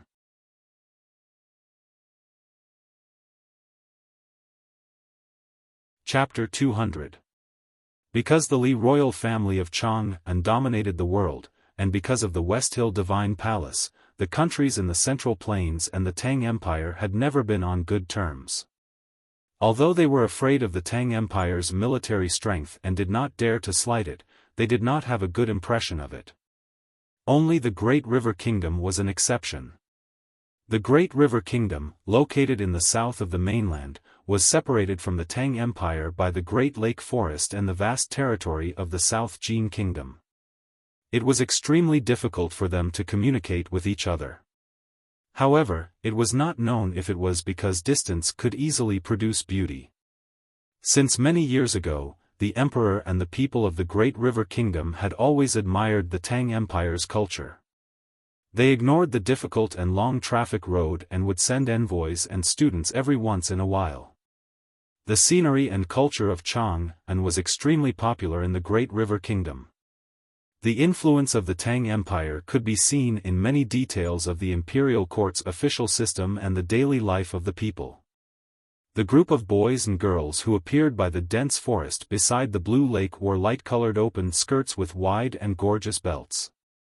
It was the most popular style of clothing in the Tang Empire. These boys and girls looked calm and gentle, but their eyes were focused and firm. The black sheathed wooden swords on their waists were long and slightly curved, which was the unique Xiao sword of the Great River Kingdom. From these details, Ning Ke quickly concluded that they were from the Great River Kingdom. The people of the two countries, who had been on good terms for generations, had a natural sense of closeness and trust towards each other. They did not believe that the other party would have malice towards him, so he did not hesitate to put down the bow and arrow in his hand. As he expected, when the group of boys and girls knew that he was from the Tang Empire, they quickly showed their kindness and reported their sections. The Black Ink Garden of the Great River Kingdom was the cultivation residence of the Master of Calligrapher, Lord Wang. These boys and girls who appeared in the wilderness of the north of Yan Kingdom were naturally the disciples of the Master of Calligrapher. Most of them were female, and only 3 or 4 were male. The girl who was previously aimed at by Ning Ke with the boxwood bow came forward. She looked at Ning Ke with big curious eyes, as if she had seen something interesting. She asked, "Are you really a Tang?" The girl in a pale pink dress, probably because she was afraid of the cold, wore a furry scarf around her face and neck. With her young face and big bright eyes, she looked particularly cute. Ning Ke replied with a smile, "What's the benefit of pretending to be a Tang?" The girl covered her mouth and smiled. She said, "Except for the Tang merchants in the city, I haven't seen any Tangs from Chang'an City, so I'm a little curious." A woman in her 20s came forward and bowed to Ning Ke apologetically. She took out an identity document issued by the military ministry of Yan Kingdom and asked Ning Ke to take out his own identity document. After all, this was the wilderness, not far from the battlefield. He could not let his guard down just because of Ning Ke's words. He understood Ning Ke's cautiousness very well. He took off his backpack, took out the document issued by Tuyang City and handed it to Ning Quebec. After confirming that Ning Ke was a Tang, these disciples from the Great River Kingdom's Black Ink Garden suddenly became more relaxed. Those girls looked at him from afar and discussed curiously. The woman sincerely apologized and said, "I didn't know who you were," and pointed at you with swords and arrows. "It's really rude. Please forgive me." Girls in the Tang Kingdom were known for being straightforward and shrewd. Both Li Yu and Situelan had this kind of character. Ning Ke rarely saw such gentle girls. He glanced at the Black Ink Garden male disciple standing in the distance and thought of the rumor that the Great River Kingdom valued girls more than boys. He could not help but feel a little strange. Since the Great River Kingdom valued girls more than boys, why were these Black Ink Garden female disciples so reasonable and gentle, or even a little too gentle? He smiled and shook his head. "You're too polite. This hot spring was discovered by you first. I'm the uninvited guest. If someone needs to apologize, it should be me." The woman in her 20s hesitated for a moment and said, "You're really a person from the Tang Kingdom. You're gentle and generous." "I'm Zhuo Zhihua, the third disciple of the Black Ink Garden. If you like this hot spring, why don't?" If it was an ordinary soldier of the Tang Kingdom, the third disciple of the Black Ink Garden would not be so gentle. But this place was not far from Dongsheng Stockade Village. The black gown worn by Ning Ke was a farewell gift from Mistress Jian of the House of Red Sleeves. Both the material and the embroidery were first-class skills in the world. How could the women of the Great River Kingdom not understand the clothes of the Tang Kingdom? Just by a glance, they guessed that Ning Ke must have an extraordinary background. Maybe he was one of those academy students who were heard to practice in Dongsheng Stockade Village. So their attitude became more gentle and humble. How could it be so? Ning Ke said with a smile, "I just walked along the lake casually. Occasionally, I found the lake flow was different and guessed that there might be a mountain stream here. I didn't expect it to be a hot spring in advance. You don't need to care about me." Listening to this, the woman's expression was still calm, but she was relieved in her heart. With the respect of the Great River Kingdom to the Tang Kingdom, especially after guessing that Ning Ke might have an extraordinary background, she would probably leave with her junior sisters and brothers directly and give this hot spring to Ning Ke at other times. But now it was very inconvenient. "If that's the case, I won't disturb your quiet cultivation." Zhuo Zhihua saw that he didn't intend to introduce himself, so she didn't take the liberty to ask. She said with a smile and bowed respectfully. Then she led the group of boys and girls into the dense forest. Ning Ke looked at the depths of the dense forest and vaguely saw the steam coming from the hot spring. There was also a yellow cloth circle about 1.5 man's height. He thought that the girls of the Great River Kingdom were probably soaking in the hot spring behind that group of cloth circle. No wonder they were so nervous before. If they let other men steal all the spring scenery with their eyes, what should they do? He didn't expect to meet the female disciples of the Great River Kingdom of the Black Ink Garden while walking along the lake. It seemed that today's luck wasn't too bad. He picked up the luggage on the ground, turned around and walked from where he came from. He thought that the scenery of a shallow pool seeping out of a white stone by the lake was not bad, so he planned to meditate and cultivate there. At this moment, there was a sudden sound of footsteps behind him. He turned around curiously. The girl from the Great River Kingdom who had been targeted by his bow and arrow ran over. Because she ran too fast, her tender little face was full of blush, and the furry beast tail on her neck had already spread out, which made her look even more adorable. Ning Ke asked, "What's the matter?" The girl opened her big black eyes and stared at Ning Ke's cheeks full of gentle expression. Thinking of the calm and indifferent archer just now, she subconsciously scratched her head and asked, "Can you tell me why you aimed at me with a bow and arrow when we came out of the forest together with so many senior brothers and senior sisters? If I say to catch the bandits, first catch the ringleader, will you believe me?" Ning Ke replied with a smile. The girl giggled and shook her head. "Of course not. There are so many disciples in the Black Ink Garden, but I have always been the weakest one. And at that time, I didn't have any weapons in my hand. Senior brothers had bows and arrows in their hands, and senior sisters wore xiao swords on their waists. You are so strong, so of course you won't regard me as the most threatening one. Ning Ke didn't expect that she could think of so many things from that aiming. After a slight shock, he honestly replied, "The reason why I aimed at you was indeed because you were the weakest one in the crowd." Then he added an explanation. If you can't target the most important person among the enemies, then you should target the one who is the most vulnerable to attack. Then it will be easier to negotiate later. The girl looked at him curiously and asked, "If there was really a misunderstanding at that time, would you really shoot me?" There was no resentment, no anger, just pure curiosity. Ning Ke nodded. The girl's dark eyes revealed a surprised emotion. She said, "But will the Tangs also bully the weak? We Tangs are also ordinary people. There are good people and bad people." The girl was puzzled and asked, "But you are not a bad person." Looking at the cute girl who was like a cub, Ning Ke couldn't help but reach out and rub her head. He said with a smile, "There is no such thing as good people and bad people on the battlefield, only the dead and the living." After a pause, he looked at her slightly red and tender face. He didn't know if he was affected by those memories, but the smile on his face gradually disappeared. He said seriously, "On the battlefield, either you kill the enemy or the enemy kills you. Little girl, if you don't want to die here, you must remember this." The girl nodded hard. "You chased me just to ask these things?" Ning Ke asked. "Yes." The girl smiled like a blooming lotus and blushed slightly. "I also want to tell you that my name is Cat Girl."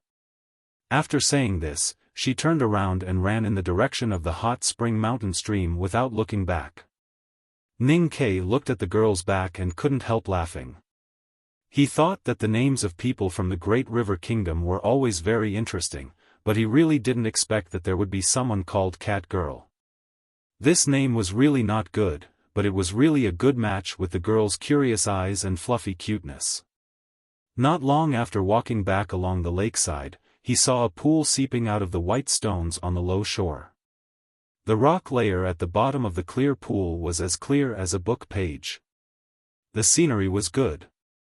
After making sure that it was far enough and he wouldn't be misunderstood by those girls from the Great River Kingdom behind the yellow cloth, he untied his luggage and sat down. There was still a faint smell of sulfur in the air by the lake. Thinking that the mountain stream was actually a hot spring, and there was no way to drink it, he finally understood why neither the tribes in the wilderness or the allied forces of the Yen Kingdom chose to camp near this place. The girls from the Great River Kingdom really loved to soak in hot springs as described in the novels. Looking back at the corner of the yellow cloth that was faintly visible in the distance, his right hand fell on the round stone and subconsciously grasped it. This action didn't have any obscene meaning, but he was just recalling the feeling when he rubbed Cat Girl's head. After a while, he realized that it was because he hadn't rubbed Sang Sang's head for a long time. The scenery around the rock pool was quite beautiful, quiet and pleasant. More importantly, the qi of heaven and earth was abundant. Since there was no way to jump into the mountain stream and bathe with the girls from the Great River Kingdom, Ning Ke naturally didn't want to give up such a good place for cultivation. The next day, he rode the big black horse to the lakeside again. Sitting in the lake wind, he closed his eyes and meditated quietly. When he opened his eyes, he raised his fingers and gently drew obscure lines in the wind. Only he himself knew that these lines combined to form Fu characters. His eyes moved along with his fingertips in the empty air. When he encountered a difficult juncture, he frowned and thought for a long time. He waved his hand to erase all the Fu characters in his mind, and then continued to draw invisible Fu characters with his fingers. Unconsciously, the sun moved to the middle of the sky, and the slightly cold wind was a little warmer. He untied the collar of his coat, stood up and stretched, loosening his stiff body and slightly sore arms. It was a lazy stretch, and a comfortable stretch. His eyes naturally drifted to the front right, and fell on the yellow cloth that was faintly visible in the distant forest stream. Perhaps it was the nature of his body, or perhaps it was the nature of his mind. Anyway, when he looked over there, he even heard the splashing of the stream and the silver bell-like laughter. The girls from the Great River Kingdom really love to soak in hot springs. He sighed again, thinking that soaking in the hot springs yesterday, today, and every day, even the smoothest and whitest skin would be soaked into a wet white paper. Wouldn't those girls worry about it? Outside the forest stream, several male disciples of the Black Ink Garden vigilantly stood guard, which further proved the rumor that the Great River Kingdom valued women more than men. Ning Kai couldn't help but think that the former monarch of the Great River Kingdom was a queen. It was said that a woman once disguised as a man and flew to Chang'an City to study, and had some ambiguous stories with the former emperor of the Tang Empire. If the queen had not only had one son, if not for the master of calligrapher, the status of men in the Great River Kingdom would be even more miserable. The hot spring soup was like sheep's milk, and the girls playing like fawns. Such imagination could not fill his stomach after all. Ning Kai walked away from the stone pool and found a dry place to start cooking. He was going to stew a pot of milky white mutton soup today. Can you still cook? Cat Girl appeared by the lake and curiously looked at Ning Kai, who was lighting the fire with her big eyes. She said, I heard that men in the Tang Empire don't cook and only eat ready-made food. Ning Kai had long known that she had come. Without raising his head, he said, when I was in Chang'an, I naturally didn't know how to cook. But in this wilderness, there is no other way but to cook by myself. Cat Girl clapped her hands and turned her dark eyes. She squatted beside him and bravely said, let me help. Ning Kai saw her face full of hope. Although he didn't trust the cooking skills of this girl from the Great River Kingdom, he still smiled and gave way to her. To his surprise, Cat Girl's cooking skills were extremely skillful at such a young age. It only took her a while to finish all the procedures. Then she washed her hands and waited for the final opening of the pot. Listening to the sound of the boiling soup in the pot and smelling the fragrance of the meat that had begun to overflow, Ning Kai looked at her in surprise. He increasingly didn't understand what kind of existence the women in the Great River Kingdom were. In a society that valued women more than men, how could they have such gentle temperament and skillful cooking skills? Ning Kai opened the lid and handed a bowl of soup to Cat Girl. Cat Girl smiled. The two sat by the lake in the cold wind and began to drink the slightly hot soup. Both their bodies and souls became warm. Is the Great River Kingdom very warm? Yes. Cat Girl nodded. Looking at the thin ice on the lake, she shivered and said, I didn't expect the Yen Kingdom to be so cold. The cotton-padded clothes I bought on the way in West Hill seemed to be completely unable to withstand the wind. In a few days, when the real winter comes, or when you enter the real depths of the wilderness, you will know what a knife-like wind is. Speaking of which, you are so young. Why did you follow senior sisters to the front? I am 14 this year. Cat Girl opened her big eyes and looked at him in confusion. She asked, still young? Is 14 not young? Cat Girl frowned slightly and pouted. She said, you can get married at 14. How can you be young? It seemed that the law of the Tang Empire stated that one could only get married at the age of 16. Ning Kai held the soup bowl and looked at the slowly rising hot mist on the lake. He thought that Sang Sang was also 14 this year. Could she get married in the Great River Kingdom? After drinking the mutton soup, Cat Girl quickly took off the furry collar around her neck, rolled up her sleeves, and washed the bowls, chopsticks, pots and pans, regardless of Ning Kai's objection. Looking at the busy little figure by the lake, Ning Kai naturally thought of Sang Sang again. In the more than a month after leaving Chang'an City, he rarely thought of the little handmaiden at home. However, after meeting Cat Girl, he thought of Sang Sang more and more often, not knowing whether it was because of their similar age and figure or other reasons.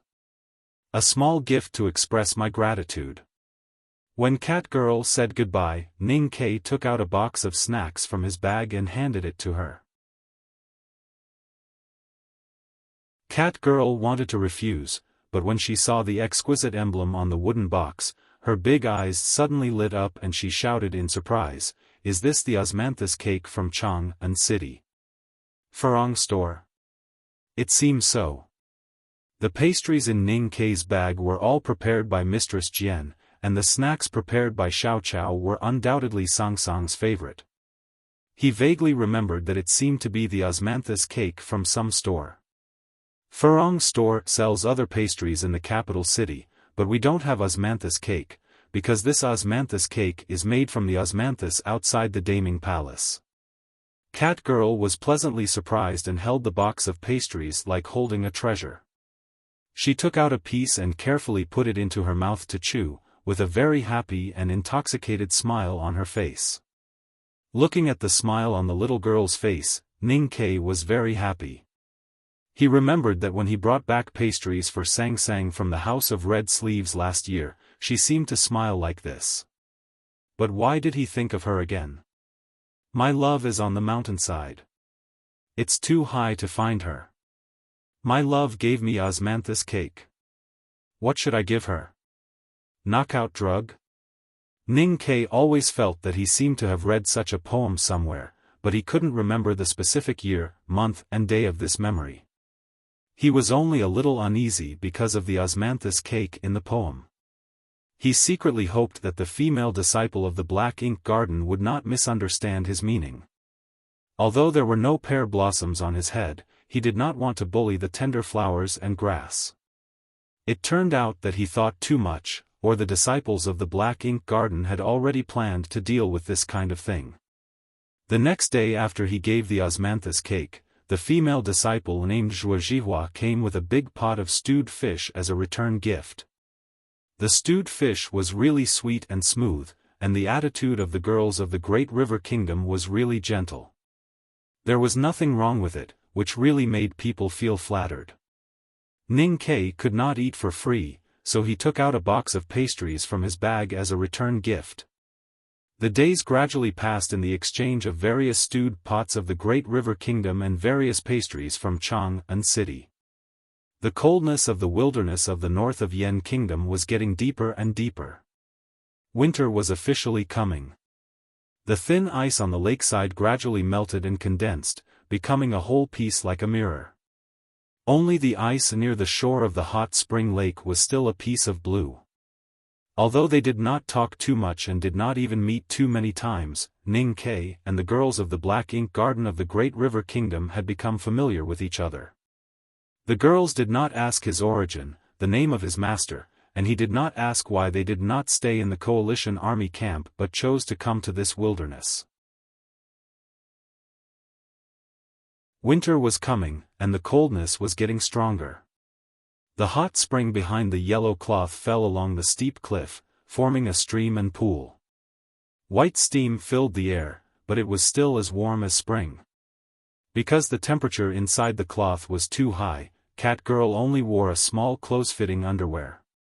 She sat on the wet stone by the stream, kicking her 2 small feet and holding a few pastries in her hands, happily eating. The light underwear was stuck to the girl's still developing body by the humidity in the air, showing a few slightly bulging curves. She looked at the pool below the warm stream and shouted, "The last 2 pieces of osmanthus cake, you really don't want to eat?" Zhuozhihua walked to the stream, looked at the direction of the pool, and said with a smile, "Hill Master, have a try." The milky white mist filled the top of the pool, and only a vague figure could be seen. Suddenly a cold wind blew from the depths of the forest, passing through the cloth and blowing the hot mist on the surface of the pool, making it shake uneasily, and the sight became a little clearer. There was a rock sticking out of the water in the pool. A girl sat quietly on the rock, with her back to the stream bank. Her lower body was wrapped in a thin white wet cloth, and her upper body was bare. Her black hair fell like a waterfall on her naked back, and watered drops slowly fell from the ends of her hair. "You guys eat." Zhuo Zhihua looked at the girl in the pool and said worriedly, "Hill Master, the Allied forces are not willing to pay attention to us at all. Whether it is the logistics or the camp, there are many difficulties. Are we going to stay here forever?" Cat Girl threw the wet hair on her shoulder to the back, walked to the edge of the pool and said angrily, "In my opinion, we might as well go to Dongxing Stockade Village.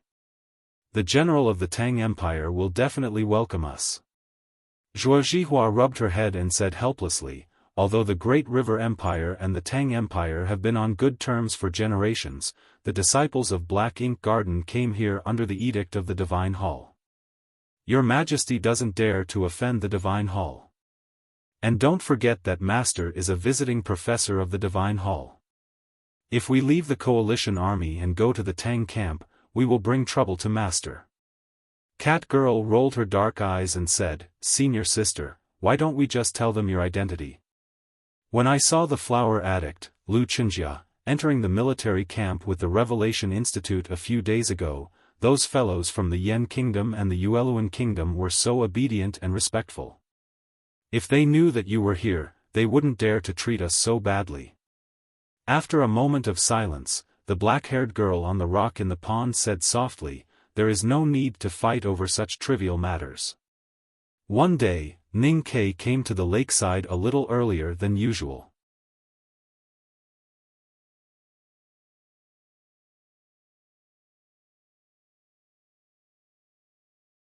Chapter 201. The girl in white disappeared behind the cloth and never appeared again. From morning to evening, Ning Ke turned to look at the direction of the mountain stream from time to time. His neck and eyes began to ache, but he still couldn't see the girl in white.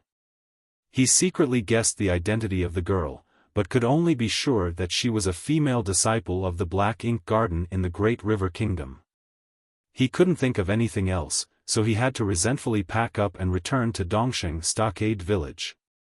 During the time when winter began to cover the wilderness, the situation in the north of Yan Kingdom quietly but clearly changed. The sporadic battles between the Central Plains Coalition Army and the Left King's Palace led to hundreds of cavalry corpses in the wilderness, and also prevented any trade between the two sides. Both sides' determination and bargaining chips had been seen clearly, so the Chanyu of the Left King's Palace unexpectedly sent a messenger to convey his idea of peace to the Central Plains people. As Ning Ke analyzed, neither the West Hill Divine Palace nor Chang'an City regarded the Left King's Palace as their real enemy, and the Left King's Palace was not so weak that they would be defeated in one blow. Although the barbarian cavalry wandering in the winter grass suffered a great loss from the wilderness people returning to the south, it didn't mean that they were really afraid of the Central Plains people, especially the army of Yan Kingdom on the Eastern Front. Therefore, after some superficial reprimand and discussion, the Central Plains Coalition Army agreed to the Left King's Chanyu's request for peace. Since the beginning of the negotiation, of course, there must be someone who was responsible for unifying the thinking and leading the negotiation process. General Xiaofan naturally couldn't leave Tuyang City to the wilderness to negotiate in person, and the Tang Empire would not allow the West Hill Divine Palace to preside over this matter. After several arguments, the final decision was that everyone should go. The tentative attack and defense in the wilderness had nothing to do with Ning Ke, and the upcoming negotiation had nothing to do with him. Although the upper level of the Yan army knew that his background was terrible, after all, he didn't have any military identity. In fact, with his current status, there was no harm in representing the Tang army to negotiate. But the counselors in the general's mansion in Tuyang City, just like in the past 2 months, did not dare to let him take the risk in the wilderness. The north wind whistled outside the window, and the room was hot. Ning Ke was focused on reading by the dim light at the table. The captain glanced at him and said, 3 days ago, someone from Tuyang City disguised as a caravan and left the city. Their direction should be the wilderness. Although the peace talks are about to start, the ban on commerce has not been lifted. I don't know why these people are so anxious.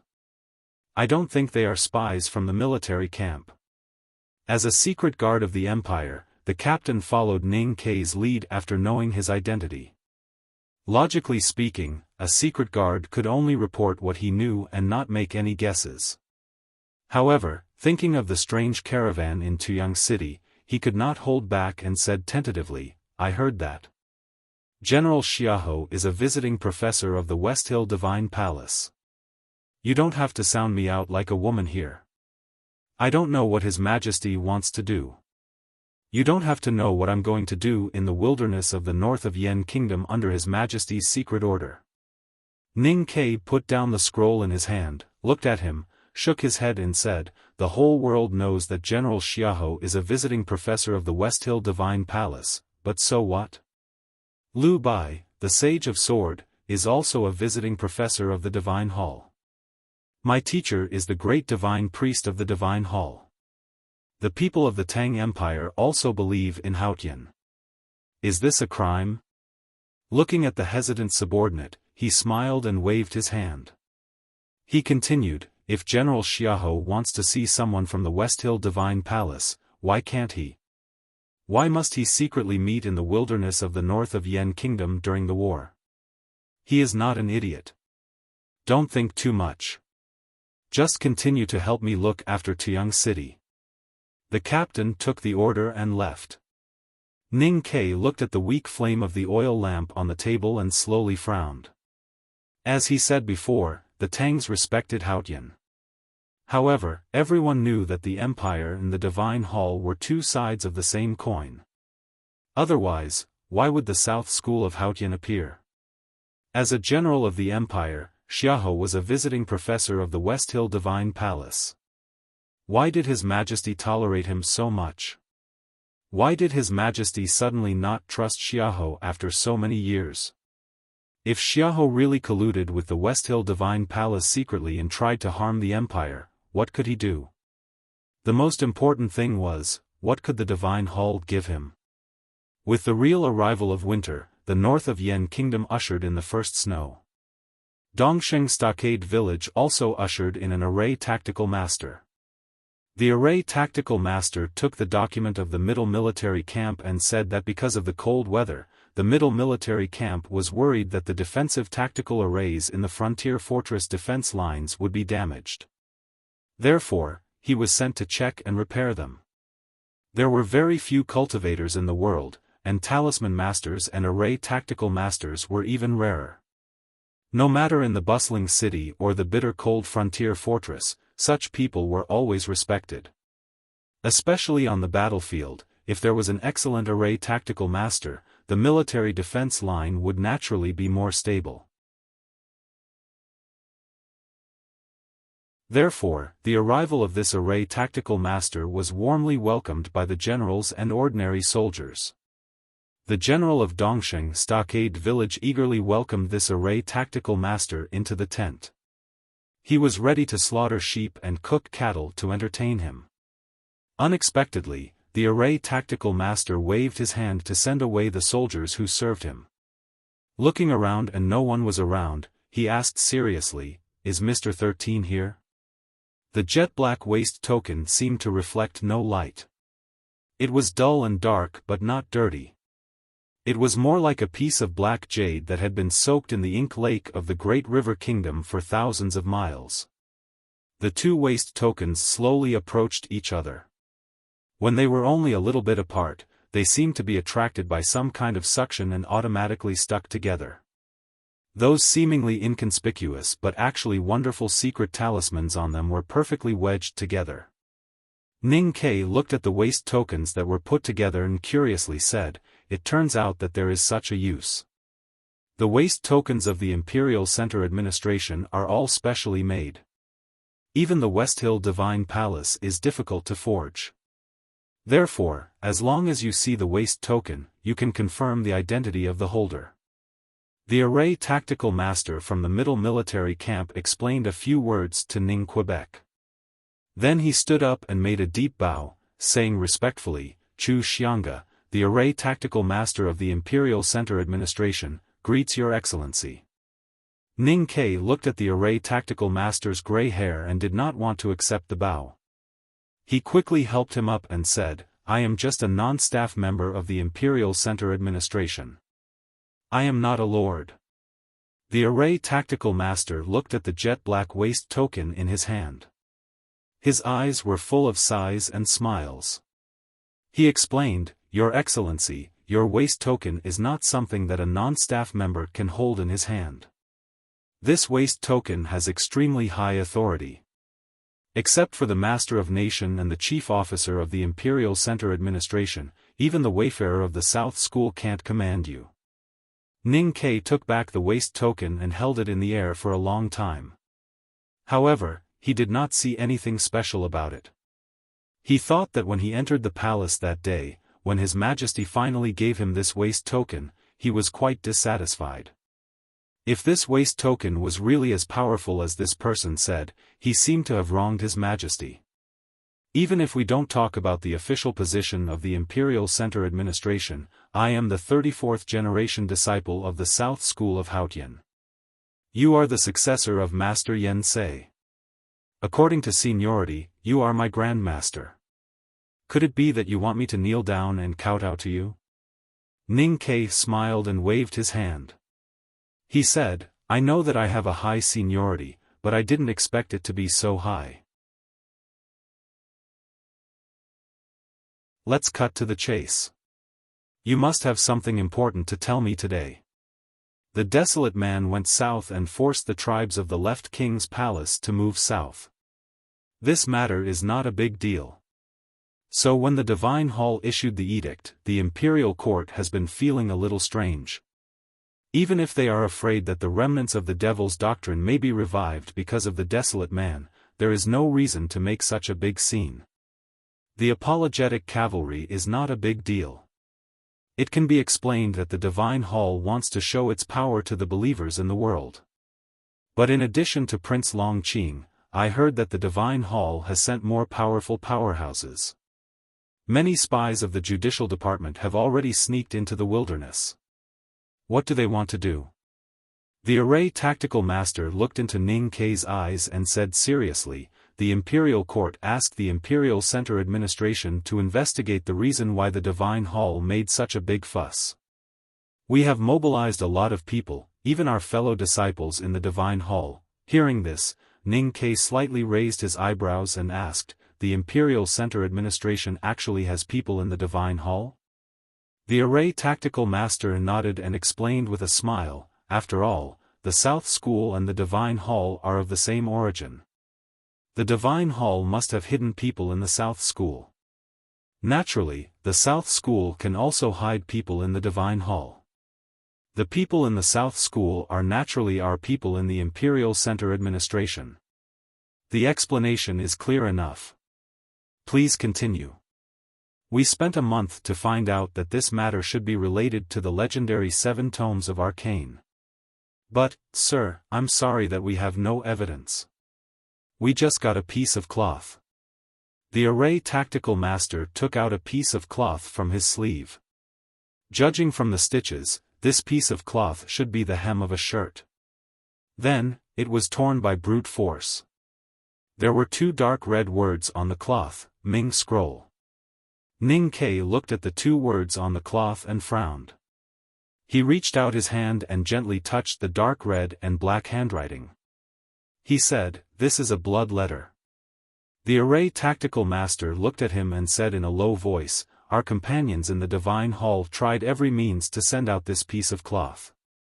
After that, there was no more news. I guess it must have been discovered. To be able to discover such a big secret in a place like the West Hill Divine Palace and be able to send out this secret, it could be imagined that the spy of the Imperial Center Administration in the West Hill had a high status in the Divine Hall.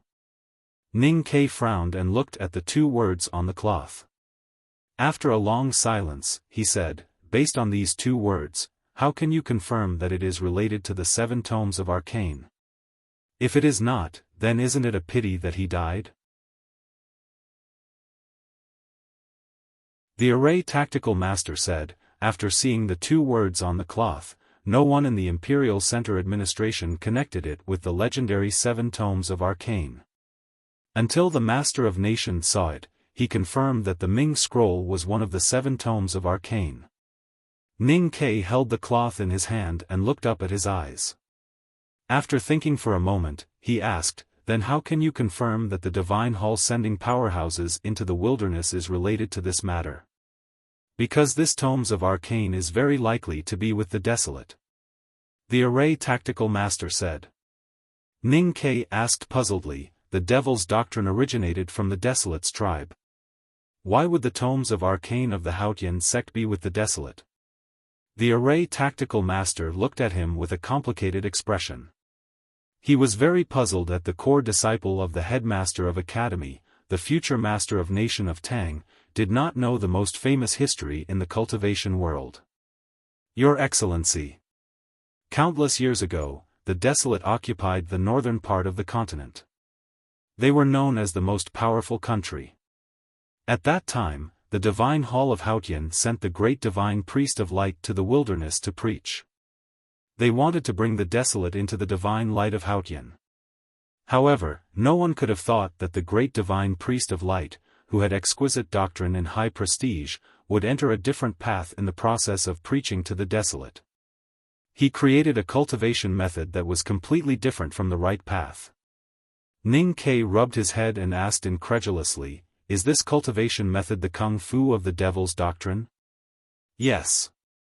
The founder of the Devil's Doctrine was actually the great Divine Priest of Light of the West Hill Divine Palace." Ning Ke did not know about this dusty past until today. He could not help but feel shocked. He thought that they were actually a family after all. The Array Tactical Master continued, "The great Divine Priest of Light was excellent in learning and strict in teaching. He was best at enlightening ordinary people. Back then, the Divine Hall had great expectations for him to preach in the wilderness. They even let him bring a tomes of arcane.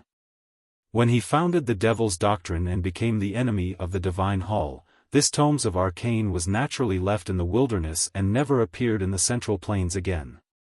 Decades ago, the sects of the Devil's Doctrine hidden in the Central Plains were all wiped out by the right path of the Central Plains. Even the mysterious front gate of the Devil's Doctrine was said to have been chopped into ruins by a senior sublime being with a single sword. However, no one has found the tomes of arcane.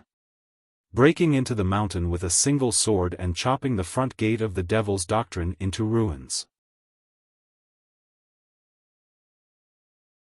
Listening to the deeds of the senior sublime being, Ning Ke seemed to have seen the scenes of the past. He was excited and his skin was slightly numb.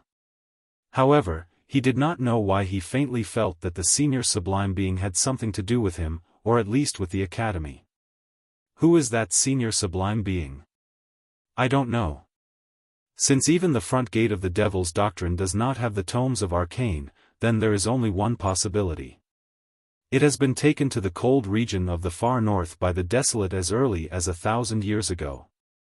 The cold region of the far north is bitterly cold and far away. Moreover, the Desolate are very strong. Even the grand cultivators of the knowing destiny state dare not set foot there. Therefore, this guess has always been a guess. However, now that the Desolate have moved south from the cold region of the far north, the Divine Hall will certainly find the tomes of arcane." Hearing this, Ning Ke finally understood why the imperial court made such a judgment about the intention of the Divine Hall. He also believed that the West Hill Divine Palace would not hesitate to start a bloody war in order to get the tomes of arcane that had been lost for thousands of years. They would not hesitate to let thousands of people bleed and sacrifice. They would even not hesitate to let Prince Long Qing and even more important people take risks. From the emperor to the peddlers, everyone in the world knew that the 7 volumes of the tomes of arcane were the most sacred classics of Haotian Taoism. However, almost no one knew what the 7 volumes of the tomes of arcane were or what was recorded in them. There were many legends about the 7 volumes of the tomes of arcane. Some said that the tomes of arcane recorded the will of Haotian to the human world. Some said that the tomes of Arcane recorded the prophecies of the world. Some said that the tomes of Arcane itself was a supreme instrument that condensed the power of heaven and earth. There were also rumors that mortals could cultivate by just looking at the tomes of Arcane, cultivators could break through the realm by just looking at the tomes of Arcane, ghosts in the underworld could be purified and reborn by just looking at the tomes of Arcane, and saints could become immortals by just looking at the tomes of Arcane. Ning Ke had heard of these legends. However, at that time, his life was too far away from the 7 volumes of the tomes of Arcane. He did not care at all and even somewhat did not believe in the existence of the tomes of Arcane. Today, he finally knew that the 7 volumes of the tomes of Arcane were real. However, he still did not believe those rumors. He felt that the 7 volumes of the tomes of Arcane were more likely to be the secret of Haotian Taoism, some kind of earth-shattering unique cultivation method. At this time, he did not know that his name had appeared in the first volume of the tomes of Arcane. The tomes of Arcane are very important and everyone wants them. However, what does this have to do with me? After all, he was a disciple of the 2nd floor of the academy. Although his state was still too weak, he was more or less tainted with the obsession and pride of his senior brothers and senior sisters at the back of the mountain. Ning Ke was not shocked by the name of the 7 volumes of the tomes of Arcane for too long. He soon sobered up and looked at the Array Tactical Master and asked. The Array Tactical Master glanced out of the window and whispered in his ear, "The Nation Master asked me to tell you that it is very difficult to find the tomes of Arcane in the wilderness. Ordinary cultivators have no power in front of the Divine Hall. After all, he and Master Yen Sei are the great divine priests of the Divine Hall, so it is not convenient for them to do anything. However, you happen to be in the north of Yen Kingdom, so this matter falls on my head?" Ning Ke stared at him and asked. "Exactly. Even this corner of the cloth with the bloody words written on it was personally ordered by the Nation Master. He specially sent someone to bring it from Chang and for you to see." Ning Ke stared at the snowflakes floating outside the window and was silent for a long time. Suddenly, he asked, "What does the tomes of Arcane look like?" The Array Tactical Master replied respectfully, "I don't know." Ning Ke's eyes fell on his face and continued to ask, "How big or small?" The Array Tactical Master answered honestly, "I don't know." Ning Ke's eyebrows twitched slightly. He forcibly suppressed his emotions and asked again, "Which volume did the Divine Hall lose?" The Array Tactical Master shook his head and said, "I still don't know." Then he pointed to the corner of the cloth in Ning Ke's hand and said, "It should be the Ming volume." Ning Ke held the corner of the cloth and looked at it. He frowned and asked, "Ming volume, which volume is it?" The Array Tactical Master coughed and looked at him carefully and said, "I told you before, but I don't know." Ning Ke said angrily, "If you don't know anything, how can I find it?" The Array Tactical Master looked at him innocently and said slowly, "I heard that even the Divine Hall is not qualified to worship the 7 volumes of the tomes of Arcane. The tomes of Arcane come from the unknown place. How can an ordinary person like me know?" Ning Ke's frown deepened when he heard the words, "unknown place." He thought of the fact that Chen Pipi had already revealed half of his chubby face and the occasional words he heard in the academy. He felt that this matter was really troublesome. "Sir, you are the future Nation Master of the Tang Empire and the core disciple of the headmaster of the academy. You cultivate in the back mountain of the academy every day and know much more than me. You should know better than me what the tomes of Arcane look like." Ning Ke was stunned. He thought that he had been busy cultivating and shooting arrows in the back mountain of the academy all day, so he had no time to pay attention to the top legends of the cultivation world. He also had no chance to ask his senior brothers and sisters about their stories. Did he have to tell him such things? After the Array Tactical Master left, Ning Ke sat by the window and looked at the wind and snow coming from the wilderness. He thought for a long time. It was not until today that he realized that he had underestimated himself after entering the second floor of the academy. He did not expect that even the legendary items like the 7 volumes of the Tomes of Arcane had begun to have a connection with him. If he had known, he would have used the crab porridge to lure Chun Pippi to tell him about his past and ask about the secrets of the unknown place and the 7 volumes of the Tomes of Arcane. Suddenly, he remembered that the general's mansion of Tuyang City had sent people disguised as a caravan to enter the wilderness. He slowly frowned. Could it be that Xiaofan also wanted to get the volume of the Tomes of Arcane that had been lost for thousands of years? If so, it seemed that no matter how difficult it would be, he had to plan well after entering the wilderness. Last night, I inexplicably caught a cold and rhinitis. Today, I was in a daze and worked very hard to write. Then, in the afternoon, I found out that 72 was sick. His illness is much more troublesome than mine. I became another poor person after the white bird. My heart could not help but feel heavy. I wish everyone good health and happiness for the whole family. I will not rest tomorrow, but I don't know how much I can write. Just try your best. Today's recommendation votes are very fierce. I am very gratified. It is this gratification that forced me not to lie on the bed like a corpse. Please continue to vote for me. Thank you. To be continued. If you like this work, you are welcome to come to Chidian. Come to vote for me. Your support is my biggest motivation.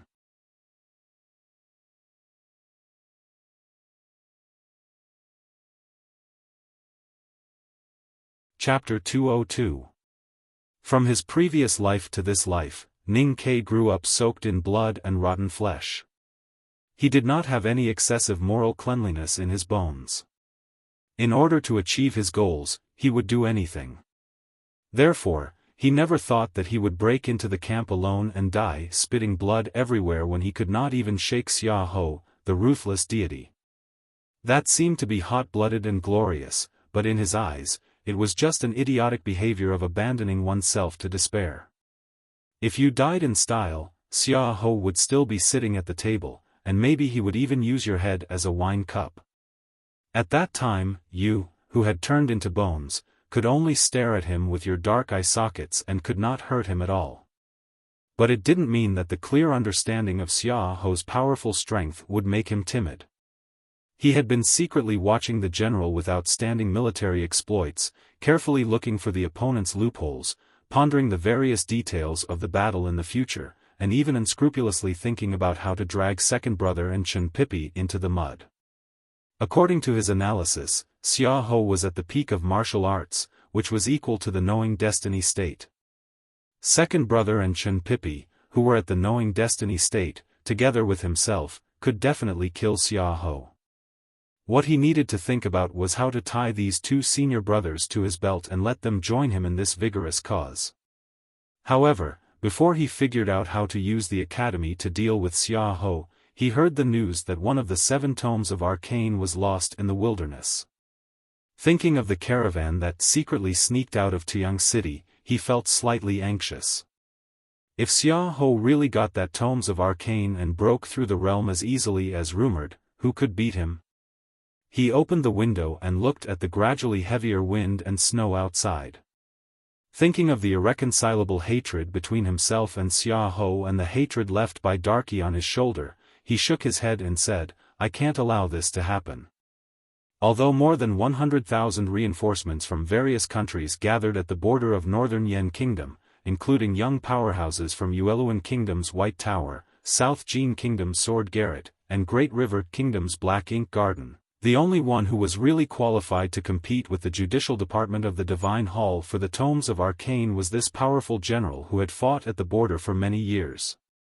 Of course, this was under the condition that the Tang Empire and the Academy did not officially take action. Ning Ke said to himself, His Majesty suspects that Xiaofan will collude with the Divine Hall as a visiting professor of the Divine Hall. Will Xiaofan have a conflict with the Divine Hall for this Tome of Arcane? What can you make of it? It was impossible for him to come up with a real solution by looking at the snow and admiring the scenery, but he was becoming more and more determined. Now the wilderness must be full of powerhouses. The judicial department of the Divine Hall, Prince Long Qing, and even the Tao addict Yi Hongyu, who even Chen Pipi was afraid of, might be in the wilderness. With his current no-doubt state, even if he went there, it seemed that he would not be of any use, but he still had to go. He crossed the river by feeling the stones and stepped on the winter grass to enter the plain.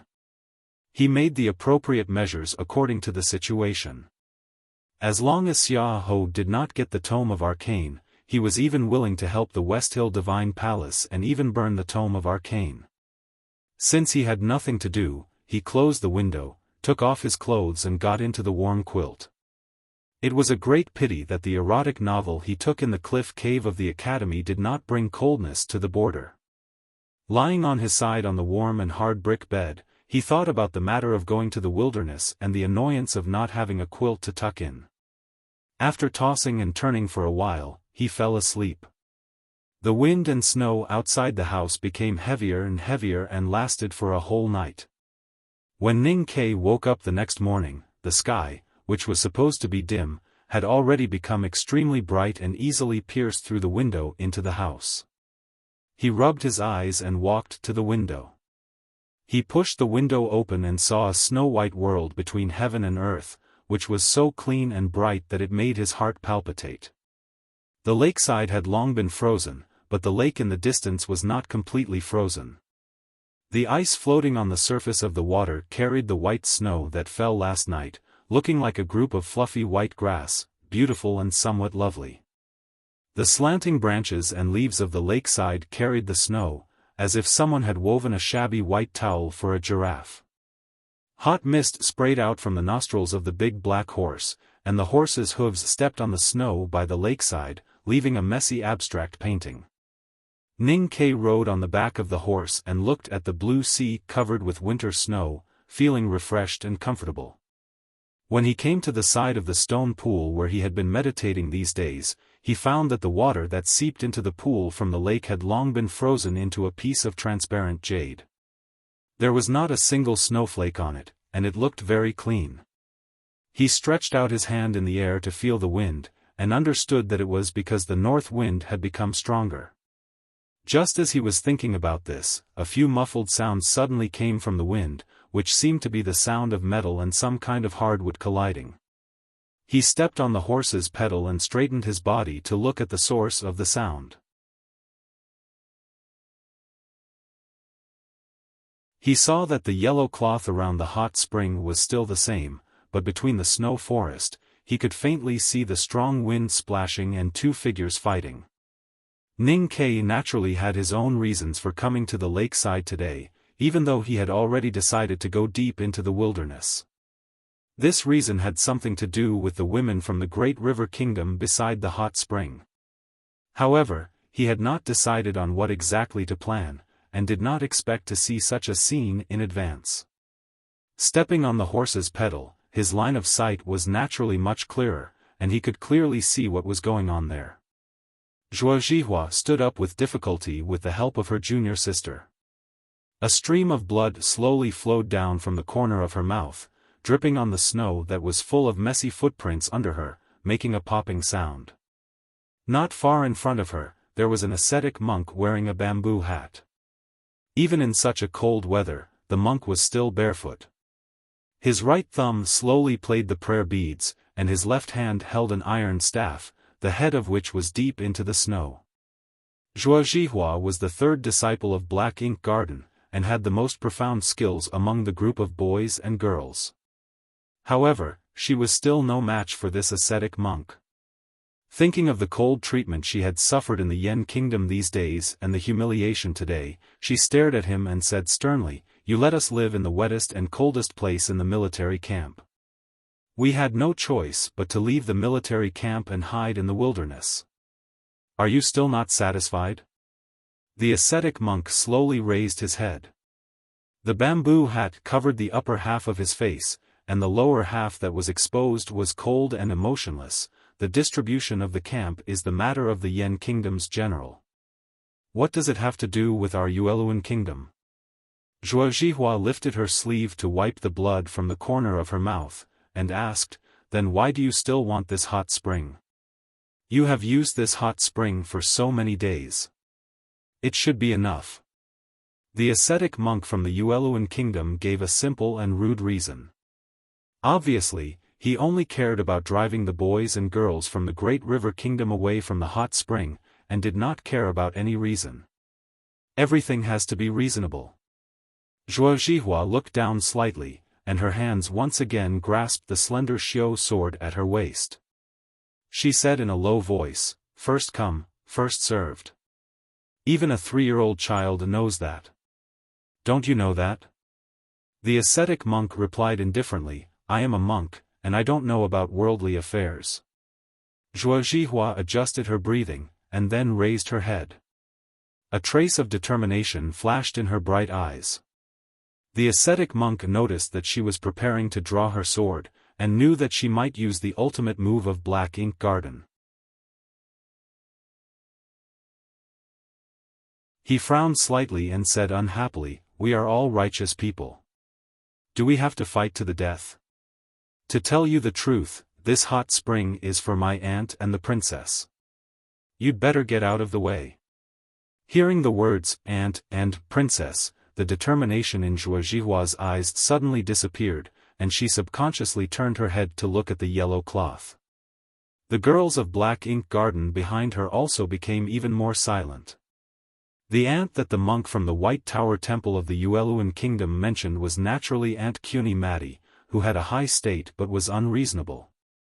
The princess he mentioned was naturally one of the 3 famous addicts in the world, flower addict Lu Chenjia. So what if she is flower addict Lu Chenjia?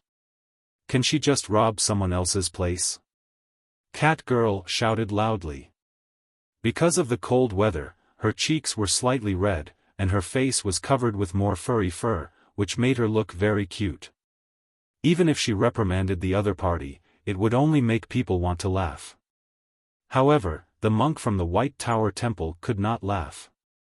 Hearing this girl mention the princess who was deeply loved and respected by the monks of the Yueluan Kingdom, his face under the shadow of the bamboo hat became even more gloomy. Patroness, be careful of the trouble that comes from the mouth. Cat Girl snorted coldly, walked to Zhuo Zhihua and said, Senior sister, take a break. After saying this, she took off her shoes and slowly walked forward, holding the long sword at her waist tightly. She looked at the ascetic monk and said in a clear voice, Cat Girl of Black Ink Garden, please enlighten me, master. When she held the ebony handle of the sword with both hands, the cute expression on the girl's face disappeared, leaving only silence and sternness. Her white socks stepped on the white snow, making a slight squeaking sound, giving the audience a very strange feeling. The ascetic monk's expression was slightly dignified. He stretched out his right hand, and the string of black prayer beads slowly rotated. Kill! A sharp and clear voice burst out from Cat Girl's cute little mouth.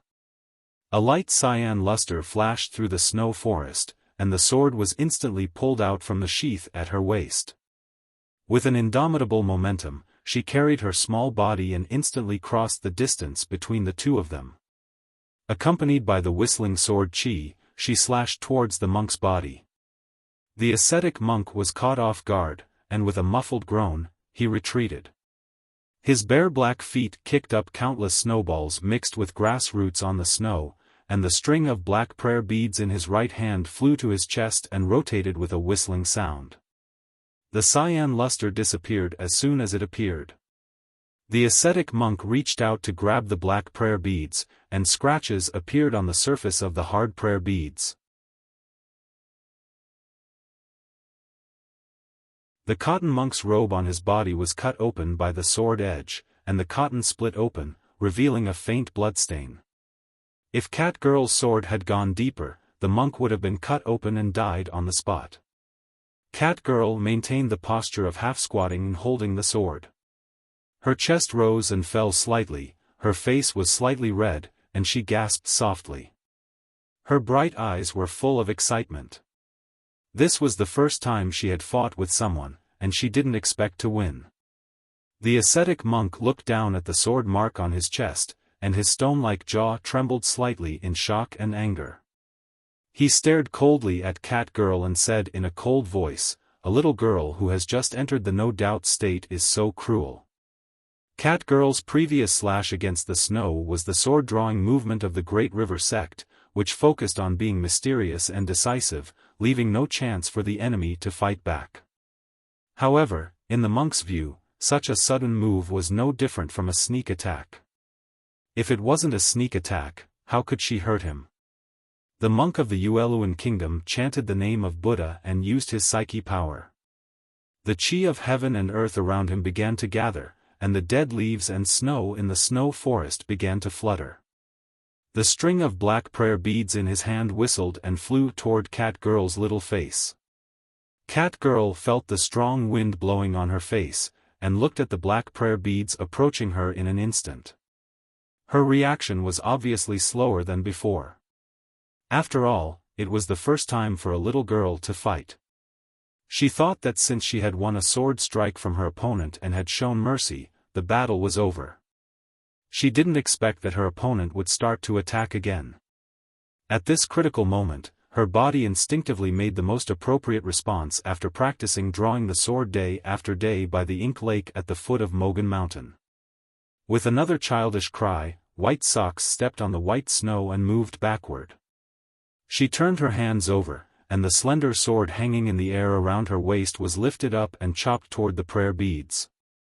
However, the string of prayer beads, which was whistling and rotating at a high speed, suddenly changed shape in the air, avoided the sharp blade, and then turned back to cover the blade in Cat Girl's hand. The prayer beads covered the bright blade, and a powerful force passed down, making Cat Girl unable to move her sword at all. She could only watch helplessly as the ascetic monk's iron staff, which had been held in his left hand, smashed down on her head. "Buddha is merciful," the ascetic monk shouted sternly. Cat Girl couldn't move the prayer beads no matter how hard she tried. She could only let the shadow of the staff cover her red little face. In the snow forest, the girls of the Great River Kingdom screamed, but it was too late to help.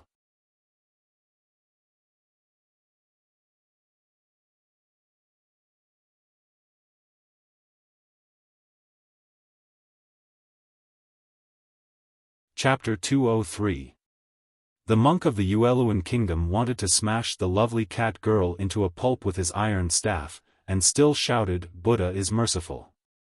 Therefore, Ning Ke put the long and thin padao on the monk's neck and said, "Master, you don't seem to know mercy." The skin on the monk's neck trembled slightly because of the coldness on the blade. He looked at Ning Ke's clothes with alarm and asked in a hoarse voice, "Tang?" Ning Ke nodded. The monk forced himself to calm down and looked at him through the long and thin blade. He said, "This is a sneak attack." Ning Ke didn't look at him, but at the snowflakes falling slowly on the blade. He said, "You have the final say." The monk didn't expect his answer to be like this, and didn't know how to answer.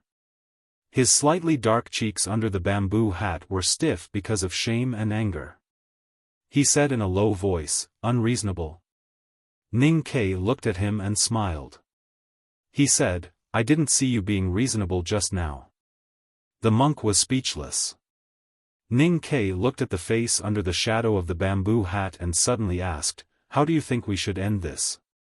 The monk's eyes under the bamboo hat brightened slightly. He looked at him and said, "I'm not convinced. Let's fight again."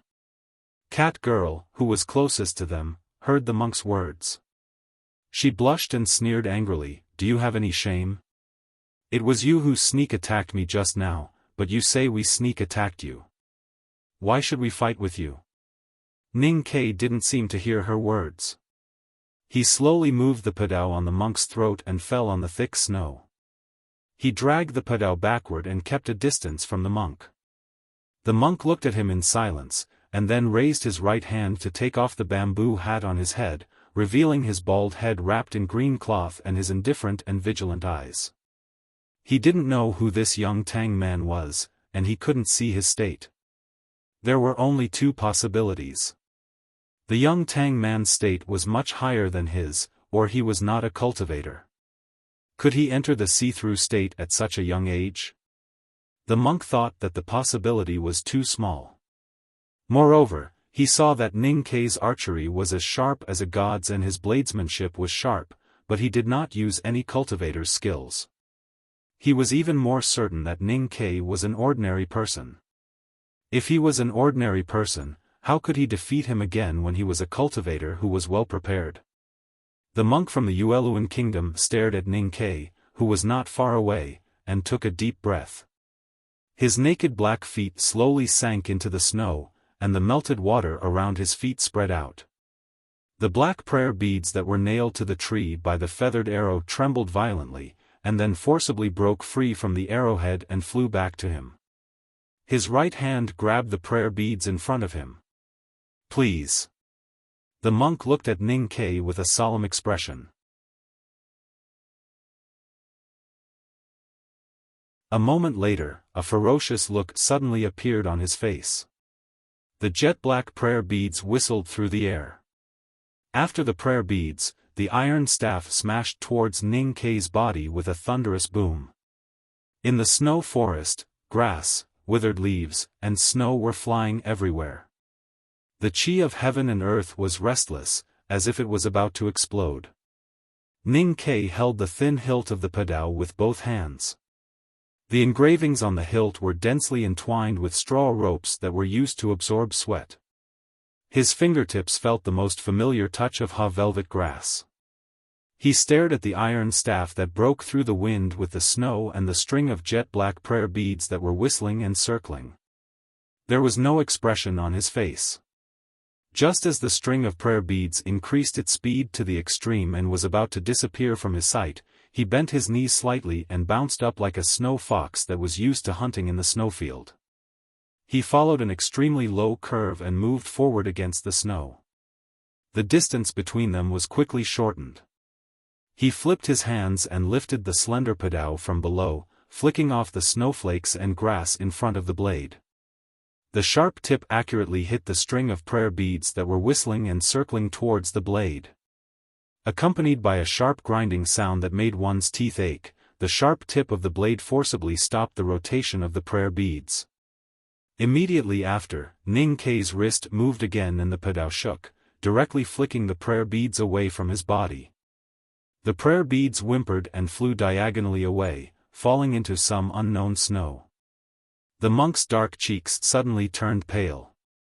He could no longer find any trace of the natal prayer beads in his sense of perception. He had suffered a hidden injury. Ning Kei's attack was effective. How could he be soft-hearted? He took a step forward and the slender padao was naturally dragged behind him.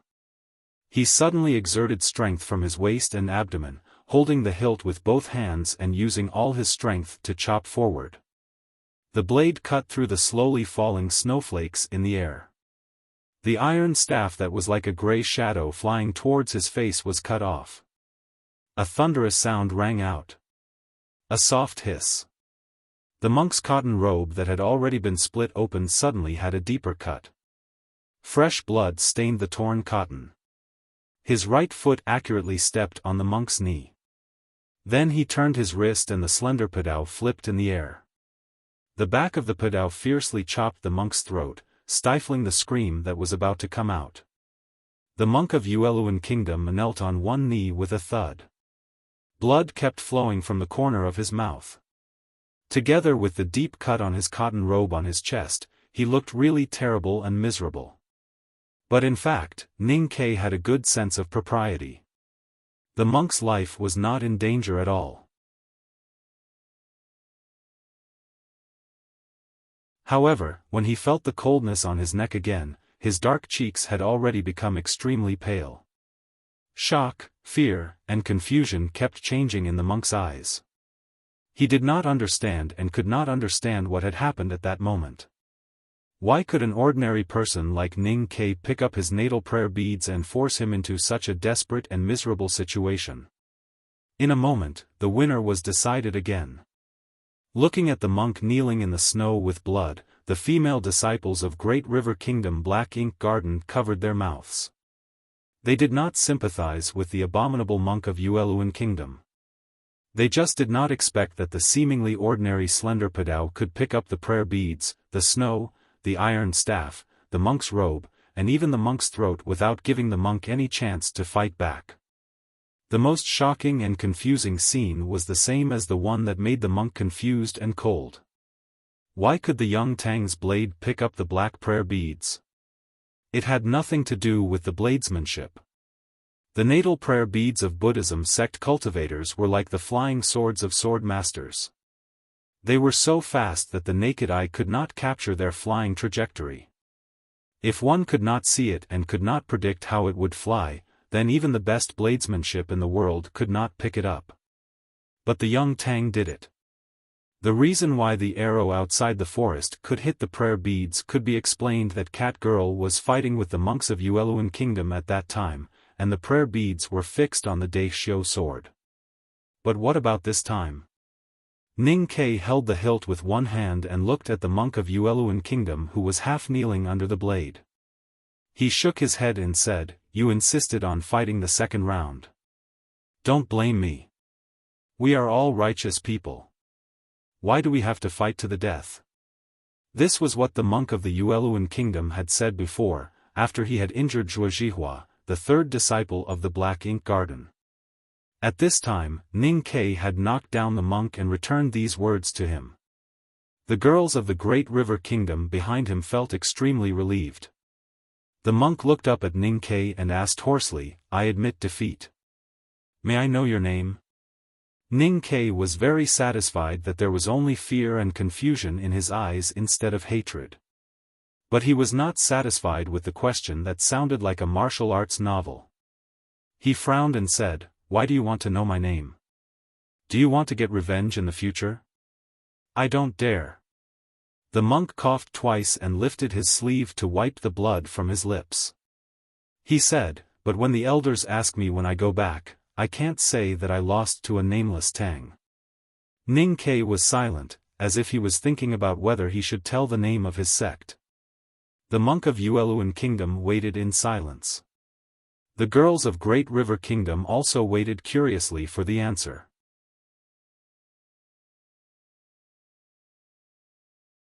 Even the hand of the girl behind the yellow cloth gently placed the brush on the inkstone.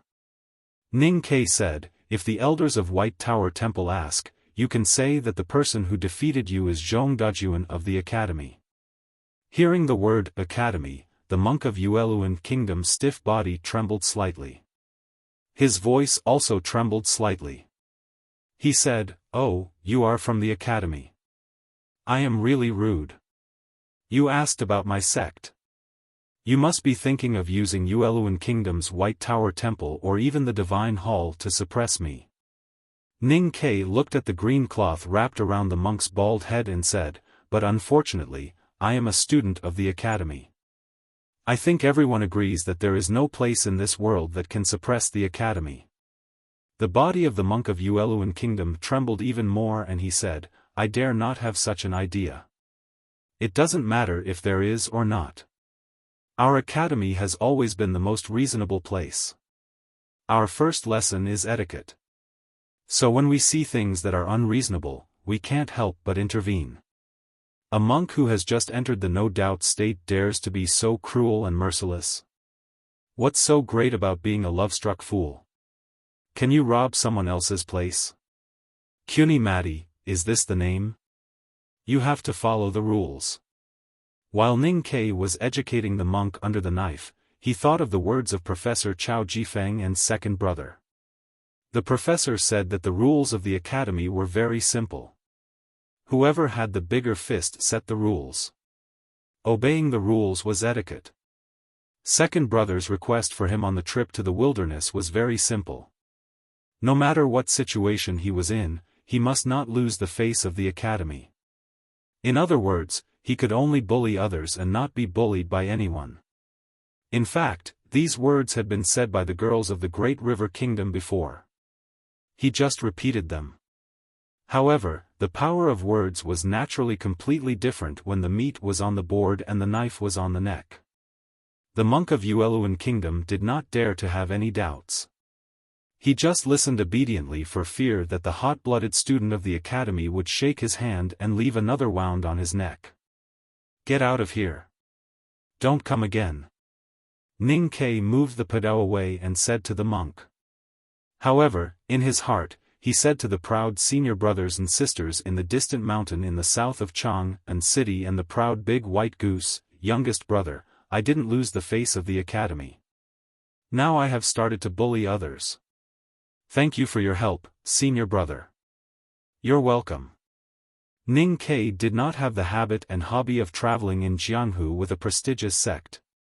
He stopped Shuo Zhihua from bowing and said directly, "The name of the academy can't conquer the world. Even if the White Tower Temple is afraid of it, it can still cause you trouble. Be careful."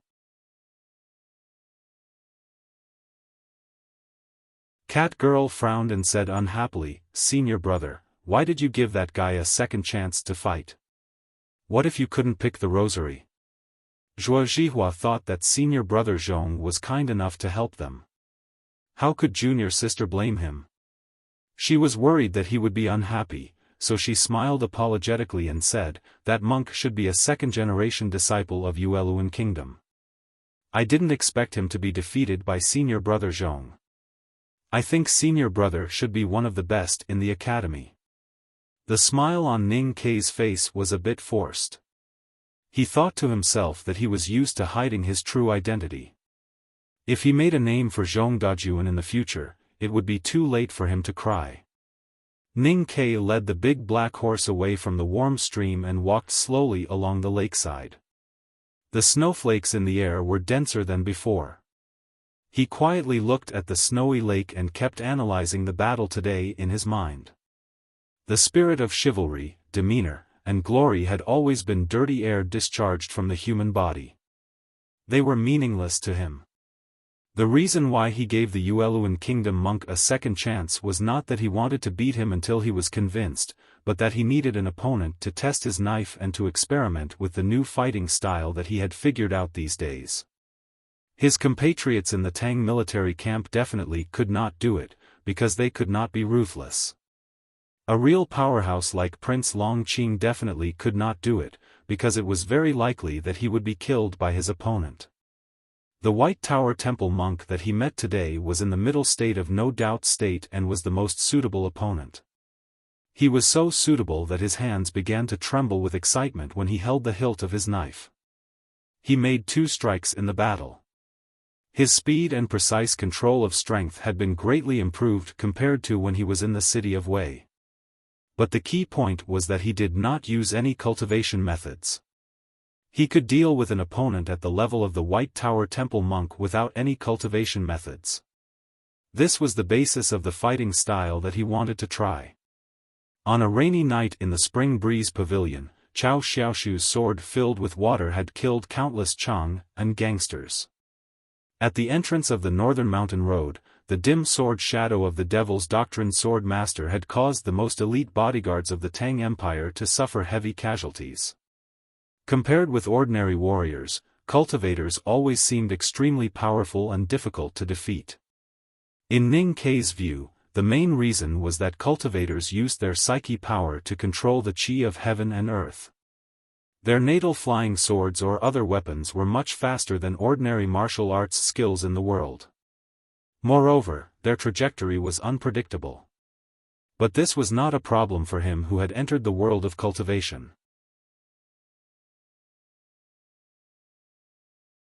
Although he had only opened 10 acupoints and was extremely poor in aptitude, he could control very little qi of heaven and earth. If he fought with an enemy with a flying sword, he could not gain the upper hand in speed and power. But he was extremely sensitive and could clearly perceive the slightest change in the surrounding qi of heaven and earth. The trace of unnatural change in the qi of heaven and earth could not be captured by all cultivators. Ning Ke was trying to capture it. As long as he could capture it, then he could know when the enemy cultivator would make a move and how the opponent's natal item worked. Today he succeeded. So when the Yueluan Kingdom monk's prayer beads whistled, the trajectory could not be seen by the naked eye. But in his sense of perception, it was extremely clear and extremely slow. Mastering the trajectory of the enemy's natal item was only the first step. In this kind of fighting style, Ning Kai needed to shorten the distance between him and the opponent in the shortest time possible and drag the opponent into close combat. Just like what he said to Situilan that day. In his view, most cultivators in the world were immersed in meditation and flying swords. They could be magicians, but they did not know how to be executioners. And except for the powerhouses at the peak state of martial arts and the masters of the devil's doctrine, all the cultivators in the world had a fatal problem. Their bodies and abilities were too weak. Without a strong bodyguard, there was only a road to death when approached by a guy like Ning Kai who had sharp bladesmanship and was used to seeing life and death. The reason why Ning Kai pondered this kind of fighting style was related to his own aptitude in cultivation. Before becoming a divine talisman master and drawing indefinite talismans to protect himself, he had to have some different means to defeat the cultivators who were at the same state or even higher than himself. And this was also related to what Master Yen Sei said before leaving Chang'an City. At that time, Master Yen Sei looked at him and said calmly, "Even if you can fly your flying sword into the clouds and kill the enemy thousands of miles away, if the enemy can protect himself within 1 foot, this shocking sword will be meaningless. And even a guy like Liu Bai can only be dumbfounded once your second brother gets close to him. So managing the 1 foot in front of you is more important than anything else." The sword could fly thousands of miles away, but not even a foot in front of him. Ning Kai led the big black horse and stood quietly in the snow by the lake. He looked at the sky thousands of miles away and pulled out his blade to cut off a snowflake in front of him. "I spelled it out today. I will try to do it again tomorrow." To be continued. If you like this work, please come to Chidian.com to vote for it. Your support is my biggest motivation.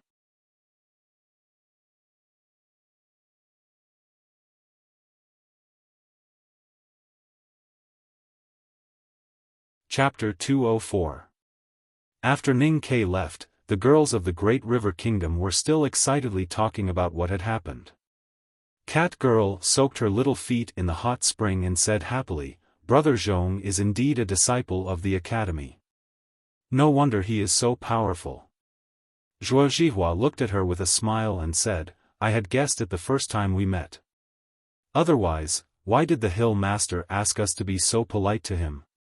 If it were someone else, we would have driven him miles away." Then she sighed and said, "Fortunately, this senior brother of the academy showed up. I think those people in the Yueluan Kingdom and the Yen camp will behave themselves and won't send people to rob us." Cat Girl was thinking about some details of the battle. Her little feet tapped on the surface of the stream and she raised her head slightly. She asked curiously, "Senior brother Zhong didn't use any cultivation method to defeat that stinky monk. I didn't even feel any fluctuation of psyche power from him. Senior sister, is he a cultivator?" Zhuo Zhihua was startled and said, "I heard that there are no talented people in the academy this year. The strongest of the 6 in the course of magic skills, Mr. Xie, has only entered the no doubt state. Since senior brother Zhong didn't enter the course of magic skills, I guess he can't cultivate." She said this hesitantly because she didn't believe that an ordinary student of the academy who couldn't cultivate could so easily defeat the monks of the White Tower Temple with his sword and arrows. In a quiet corner of the yellow cloth, the hot spring gathered and dispersed. The winter sun shone down from the treetops, gilding everything with a layer of dazzling halo. The black-haired girl in white seemed not to hear the conversation of the girls. She calmly held the brush and slowly wrote. As the tip of the brush moved, her beautiful hair slowly poured down her shoulders. Then, a letter from the Yen camp broke the happy silence of the mountain stream. Today, Ning Kai had embarked on a completely different path from ordinary cultivators. He always held himself to the principle of cultivation without the purpose of defeating the enemy is a waste of time, and constantly tried to learn in his daily cultivation life and combat practice. In a sense, although his state of cultivation was still ordinary, he could already be called a master, especially when facing ordinary cultivators. If he had accompanied Cao Xiaoshu to fight the Spring Breeze Pavilion, it would have been much easier to face the swordsmen of South Jin Kingdom and the monks of Yueluan Kingdom. If he had been asked to kill the sword master in the lakeside house in Chang'an City, he would not have been so badly injured.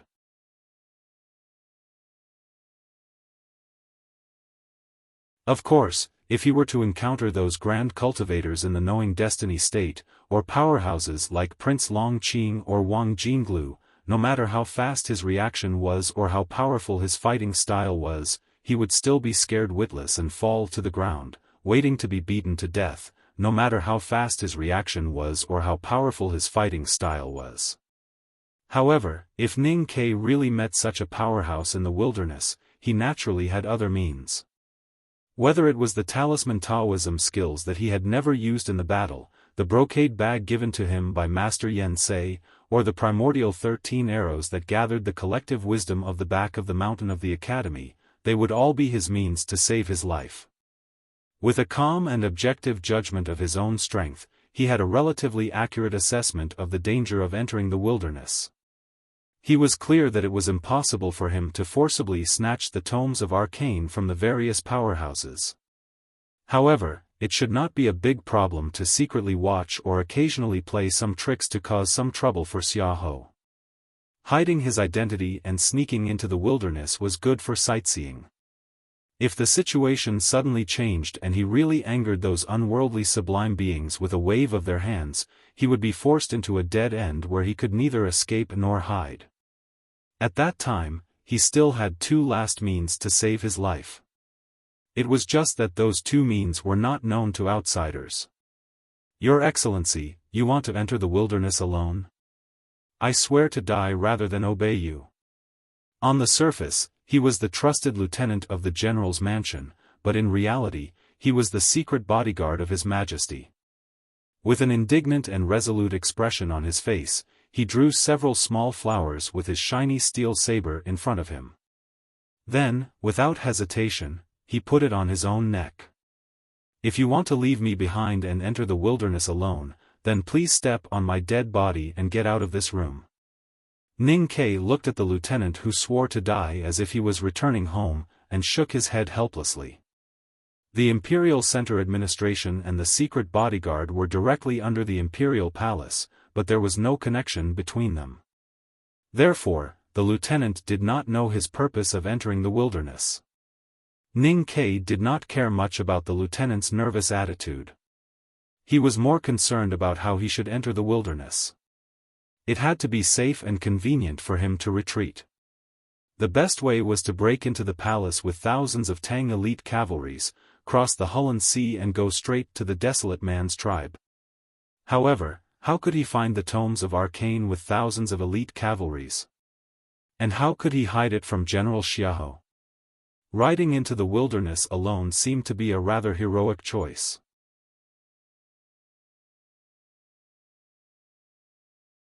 However, although he believed that it would be easy for him to survive with his ability and familiarity with the wilderness, this choice was too obvious. It would be too easy for him to become the most obvious target. Riding a black horse with an arrow on his back and straight to the palace alone would obviously tell the spies of the Judicial Department of the Divine Hall in the wilderness and the informants of various forces that he was very powerful, confident and narcissistic. Only the immortal sun was qualified to be so arrogant, confident, and narcissistic. If Ning Ke were to rise on the grassland like a sun, he would attract everyone's attention in the shortest time possible, and then his identity would be found out. All forces knew that he represented the will of the Tang Imperial Court and the Academy. Even if they did not come to kill him, they would have countless ways to trap him somewhere and make him unable to get in touch with what he wanted to get in touch with. The general's mansion of Tuyang City did this. Therefore, Ning Ke was guarded by dozens of Tang elite soldiers and could only roam the frontier fortress all day long. At this moment, the lieutenant who was holding the saber on his neck and looking at him solemnly and resolutely did the same. Therefore, Ning Kai could only frown and think of something else when he looked at him. "Tell me, what is the best way to enter the wilderness?" The lieutenant was stunned and showed a look of grief and indignation on his face. His saber was already on his neck, but His Excellency did not care at all and still insisted on entering the wilderness. Moreover, he even asked him for a way. Could it be that His Excellency would only look at him when his right hand trembled and the blade made a cut on his neck? Ning Kai suddenly thought of the yellow cloth by the lake and stream, and his frown gradually relaxed. He looked up at the lieutenant who was still holding the saber on his neck and said, "I have something for you to do." Among the students of the academy who came to the frontier fortress for practice, there is a student named Zhong Dajuan. He is now in Qingshan camp, and I went there with you a few days ago. I want you to find a way to imprison him and not let him have any contact with the outside world. Also, you must do it secretly. Can you do it? The lieutenant held the saber and felt that his neck was a little stiff. He felt that his action was a little funny and answered in distress, "It should be no problem," but His Excellency, Ning Kai waved his hand and did not listen to his advice. He said seriously, "Don't try to stop me in this way. I have never been afraid of dead people, not to mention those who seek death themselves." The lieutenant was disheartened and thought that it was really a great misfortune to have such a cold-hearted superior. Ning Kai looked at his posture of holding the saber and said, "You are holding the saber with your right hand.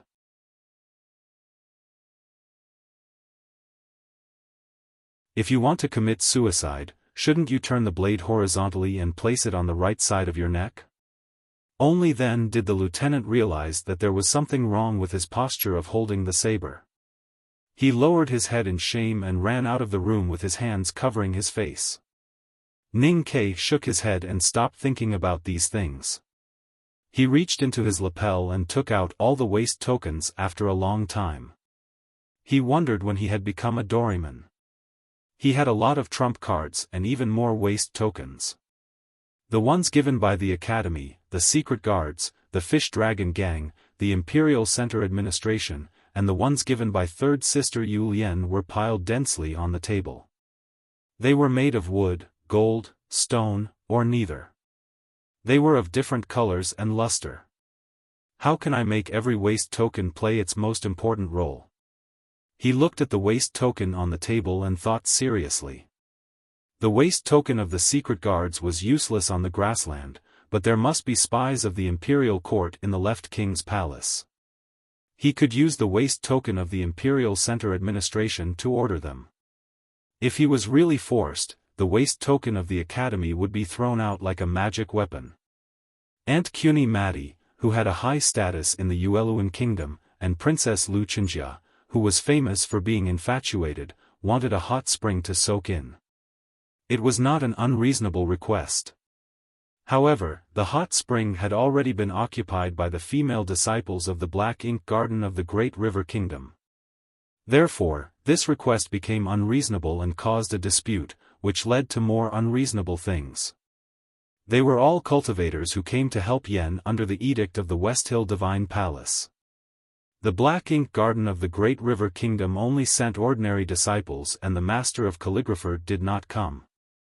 The White Tower Temple of the Yueluan Kingdom was led by Aunt Chu. Moreover, the flower addict Lu Qinjia had a well-known relationship with Prince Long Qing of the Judicial Department of the Divine Hall. Therefore, both the Divine Hall and the Yen Kingdom had a clear attitude towards this dispute. Ning Kai defeated the monk of the White Tower Temple and temporarily protected the ownership of the hot spring for the girls of the Great River Kingdom. However, not long after that, an extremely difficult task fell on the group of girls. The countries of the Central Plains decided to negotiate with the Left King's palace. In order to show their sincerity and show their benevolence and peace, the Divine Hall's Department of Light called on the countries to collect a batch of food and send it to the wilderness to help the people of the palace get through the winter. Even the most righteous idiot would not do such a stupid thing as keeping a tiger as a skewer. Therefore, the quantity of this batch of food could not be too large. It was only for symbolic purposes.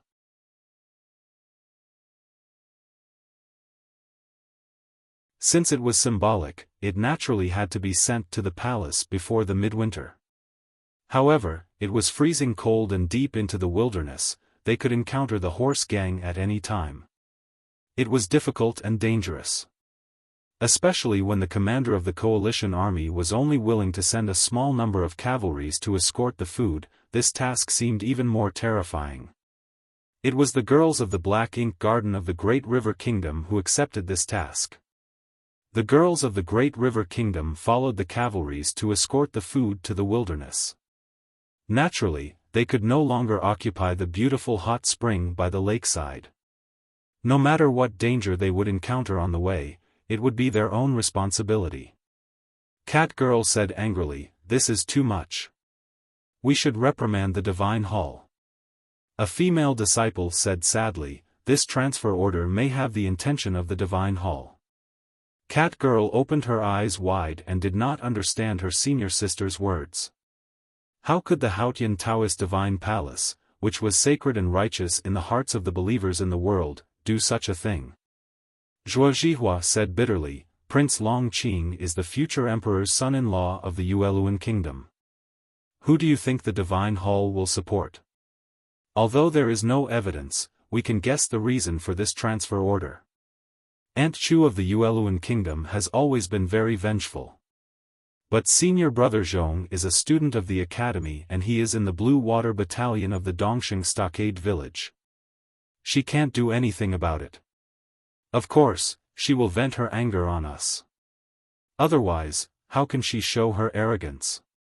The girls of the Great River Kingdom by the mountain stream thought of the danger they might encounter on the long journey and were very worried.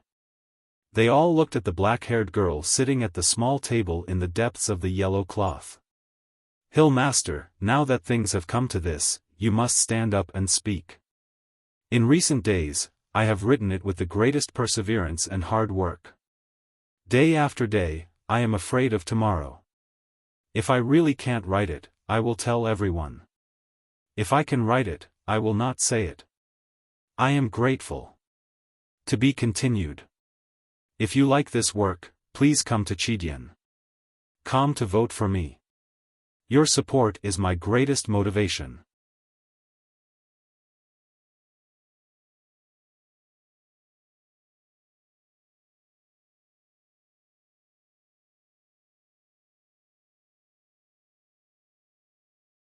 The black-haired girl's voice was as flat and smooth as the thin ice on the surface of a lake.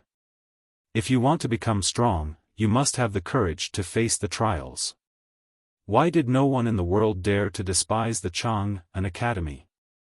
That's because their ordinary students also have to participate in the battlefield training and go to the most dangerous places to accept the test of life and death. When faced with difficult situations, don't always think of asking me to speak up. In the eyes of the world and all of you, perhaps I have an undeserved reputation, but you don't know that in this world, an undeserved reputation is the most powerless thing. Power always lies in power itself, just like how the brush and ink always lie in the brush and ink itself. Cat Girl stood beside Zhuo Zhihua and looked at the black-haired girl. She couldn't help but frown and ask, "Senior sister, your realm is already so high. Isn't it powerful enough? The upper see-through state. It sounds really good." The black-haired girl said calmly, "Wang Jinglu of the Tang dynasty is known to be invincible below the knowing destiny state. Prince Long Qing is only one step away from the knowing destiny state. Yi Hongyu, the Tao addict, even Prince Long Qing is afraid of her. What is the upper see-through state?" These three people were the strongest in the young generation of the world. She mentioned them indifferently. Although she was warning her fellow disciples, she also revealed an aura that she was naturally qualified to be compared with these three people. Cat Girl listened to these words and stuck out her tongue. She said, "Senior sister, what you said is not reasonable. Even if these three people have a high state, they are just similar to you. If you want to say that they are more powerful, they are only grand cultivators in the knowing destiny state. But the problem is that such grand cultivators are either great divine priests of the divine hall or peerless figures like Uncle Master who founded a sect. Ordinary people can't meet one in their lifetime. How can they be so easy to meet? The little girl's words were right. Grand cultivators in the knowing destiny state were like divine dragons in the world. They were known but could not be met. They occasionally showed their faces in the clouds and instantly hid in the deep mountain courtyards. It was extremely difficult to meet them. However, if Ning Ke heard these words, it would be difficult for him to have any sympathy. He got along with them day and night and often consulted them, such as Second Brother who carried a wooden club, Pippi who fought with him for crab porridge, Master who stayed in the brothel every day, Chao Xiaoshu who floated far away, the Nation Master, younger brother of the Emperor, Professor Huang He, not to mention the headmaster of academy and eldest brother whom he had not met yet. Grand cultivators in the knowing destiny state.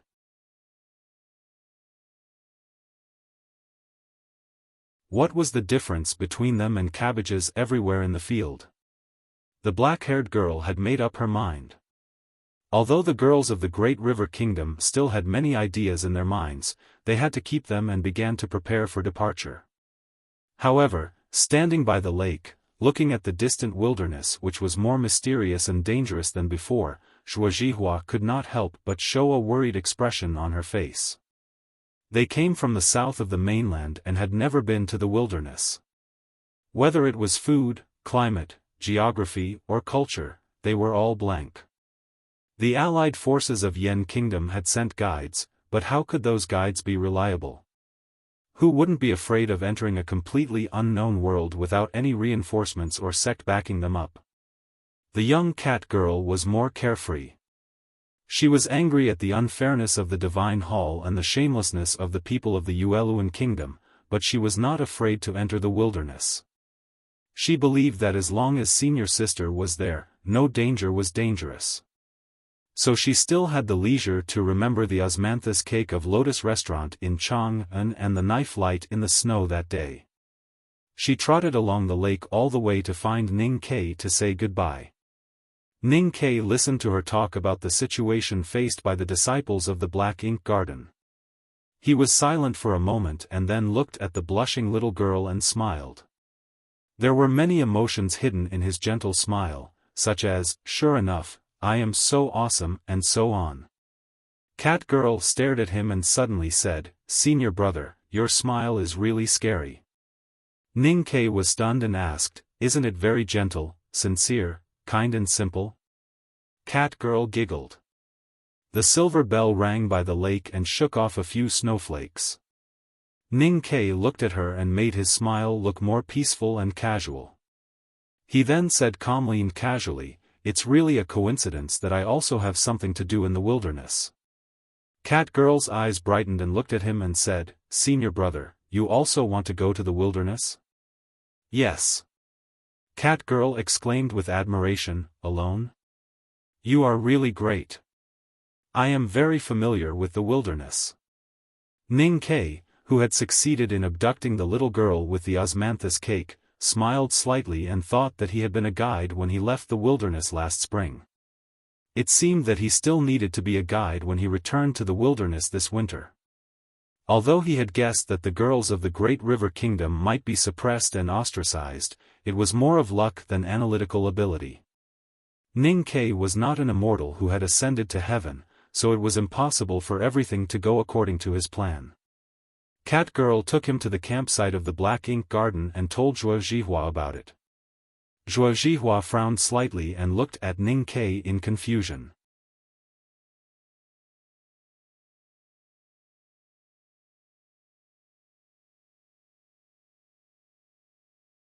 Under her long and slightly sparse eyelashes, her calm eyes were looking somewhere, as if there was no accurate focus, which made her look a little indifferent. Her white cheeks were slightly round, without any expression, and she seemed to be holding something in her mouth dully. Her thin red lips were pursed into a straight line. No matter in eyebrows, skin color or expression, this girl could not be called a stunning beauty. However, all of them were extremely beautiful. Ning Ke, who was as short of adjectives as someone, quietly looked at her and thought for a long time. He could only praise her beauty deep in his heart, but really could not find any more accurate words. The most eye-catching thing was her eyes, which did not drift, but no one knew where she was looking at, so she seemed a little dull and a little indifferent. It took Ning Ke a long time to take his eyes back from her eyes, and then he noticed more details. There was a cute pink hairpin in the girl's black hair. Because of the cold weather, the tip of her nose was slightly red. This inexplicable cuteness finally diluted the dull indifference. He repeated the girl's question, "Why do you want to go to the wilderness?" The girl in white looked at him, but also seemed to be looking at the tree behind him, waiting silently. Ning Ke was a little unhappy by some disdain that might be hidden in her eyes, and said, "Why do I want to go?" "Because I am too bored staying in Dongsheng Stockade Village." "How about this reason?" This was obviously said in a fit of pique. The white-clothed girl did not get angry. She continued to stare at him, or at the tree behind him. Ning Ke suddenly felt that in this world, besides Sang Sang, there seemed to be another woman who could defeat him. He could not help but shake his head helplessly, and laughed at himself. Of course, this is not a good excuse. I admit this, but I believe that you should also believe that I will not harm you. I am familiar with the wilderness. If I go with you, it will bring you a certain degree of convenience. You help to cover up my identity, which is exactly what I need. So this is a win-win choice. The girl in white finally said the second sentence, but it was essentially no different from the first sentence. Why?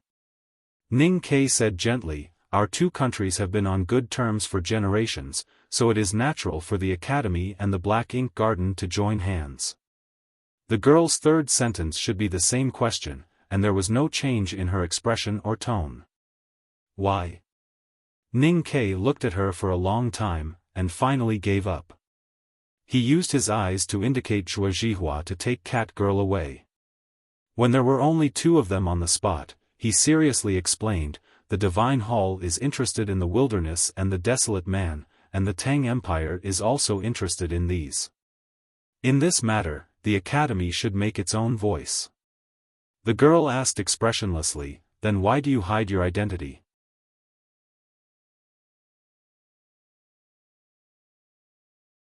Ning Ke helplessly explained, "Because the Academy just wants to take a look. Besides, I am a golden secret agent of the Imperial Court. Secret agents, of course, have to do things in secret." The second half of the sentence was obviously nonsense, but for some reason, it seemed that this nonsense made the girl in white believe his words. Her slender and slightly sparse eyelashes fluttered, and she continued to ask, "What benefits do we have? I represent the Academy.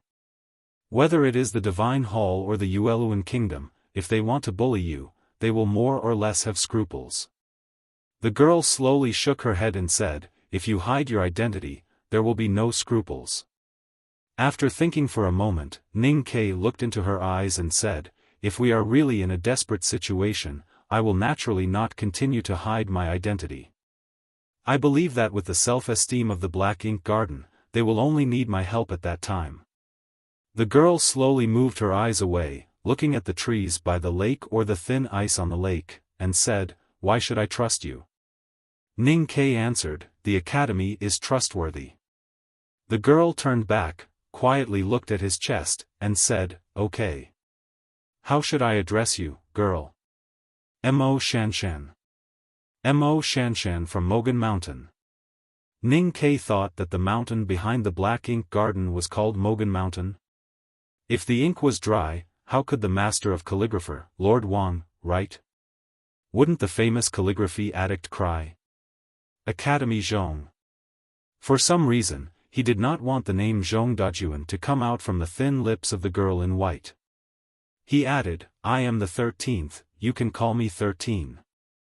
The girl Mo Shanshan took a step forward, very close to him, and slightly squinted at his face. Ning Ke looked at the beautiful little face close to him, and felt very embarrassed. Looking at the slightest expression of the other party, he was sure that he really did not know who he was. The girl Mo Shanshan nodded, patted his shoulder like an elder, and then turned to leave. He did not know whether she was satisfied or not. There are many first times in this book, Jiang Yi.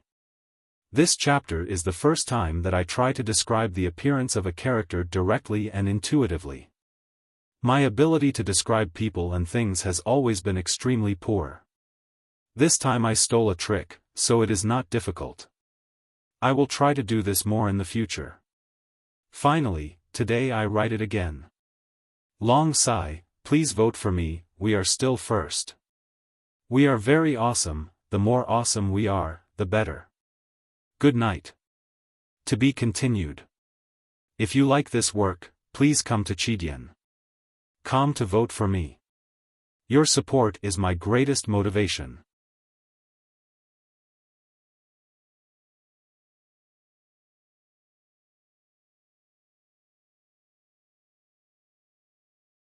Chapter 206. Mo Shanshan was both satisfied and dissatisfied. She was satisfied that Ning Ke didn't know her. Then there would be less noise and trouble. She was dissatisfied that Ning Ke didn't know her, so she had to overturn some of her original ideas. Because of some conflicting feelings, she didn't know what to say. She had to imitate her master's usual behavior, gently patting his shoulder, and then turned away. Looking at her back, Ning Ke thought that this girl from Black Ink Garden was really proud and indifferent to the extreme. Noticing his expression, Cat Girl was worried that he would misunderstand her senior sister and be unhappy. However, it was not convenient for her to explain for her senior sister, so she could only snort angrily and leave. I don't doubt senior brother Zhong's identity as a student of the academy. The other party is from the Chang, an academy, so there should be no problem. But senior brother Zhong is a Tang. He has countless ways to enter the wilderness. He can go with the Yen army or the Tang imperial court's envoy. But he has to hide his identity and follow us into the wilderness. Zhuo Zhihua looked at Mo Shanshan beside her by the fire at night. She slightly frowned and said in a low voice, no matter how he explained to you before, and how many shadows of the Tang imperial court and the academy are behind this, it must be a big deal. The Great River Kingdom is weak, and I'm afraid it will be difficult for them to get out of such a big deal. Cat Girl shook her head and said, what are you afraid of?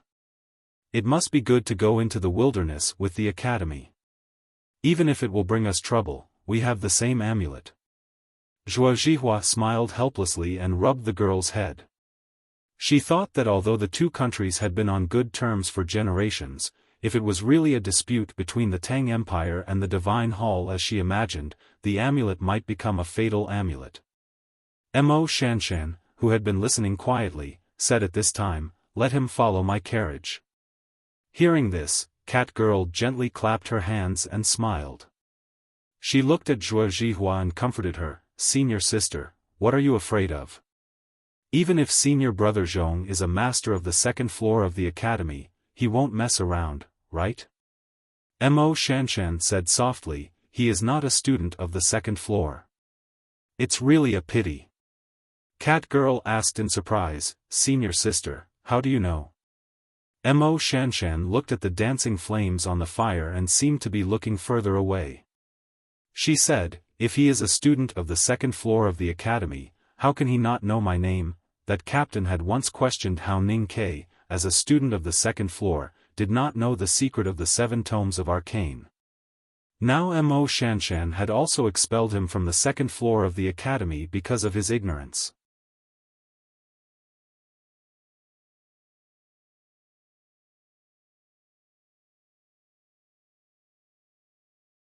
Other than the grain carriages, there were also 2 horse carriages that belonged to Black Ink Garden. Mo Shanshan was in one of the carriages, while Ning Ke rode on the big black horse and followed closely behind. After traveling for more than 10 miles, the military camp behind them had long disappeared.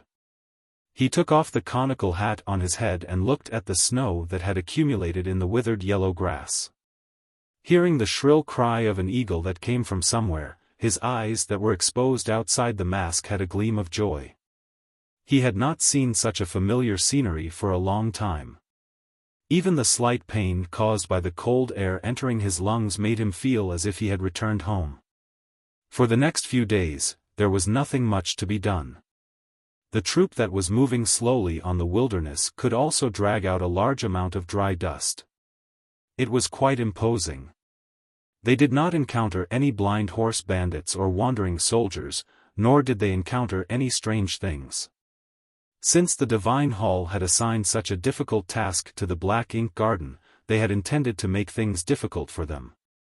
On the surface, they had done it well. The highest authority of the grain delivery team was also given to the Black Ink Garden. The 200 yen cavalries and grain wagons had to listen to the orders of these girls.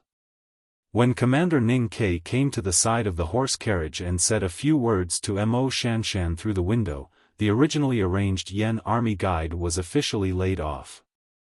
The route of the troops, the choice of camp, and the arrangement of time were all decided by him.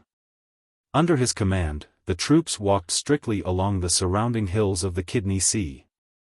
Even though they could not find water every day, at least they could ensure an adequate supply of firewood. The troops set up camp very early every day. Just after noon, Ning Kei requested to find a campsite and began to prepare to rest. The leader of the Yen cavalries once raised an objection. He thought that the distance they traveled each day was too short. According to the current speed, it would be too late by the time the grain team reached the palace. It was not a big deal if the tribes and herdsmen starved to death, but if it affected the negotiation between the Divine Hall and the palace, it would be a real problem. The girls from the Great River Kingdom did not care about the leader's objection. In their opinion, since the Hill Master had decided to let the senior brother of the academy take charge, they should just listen to him. There was no need to say so much. As long as they could enter the wilderness safely and return happily, they did not care whether the Divine Hall would be angry or not. Even though it was winter in the wilderness, it was not too cold yet.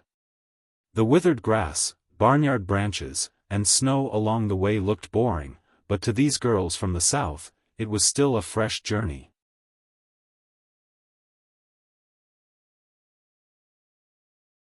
Even though Ning Kei had never been to the wilderness east of Min Mountain, this kind of scenery and this kind of journey were not fresh at all.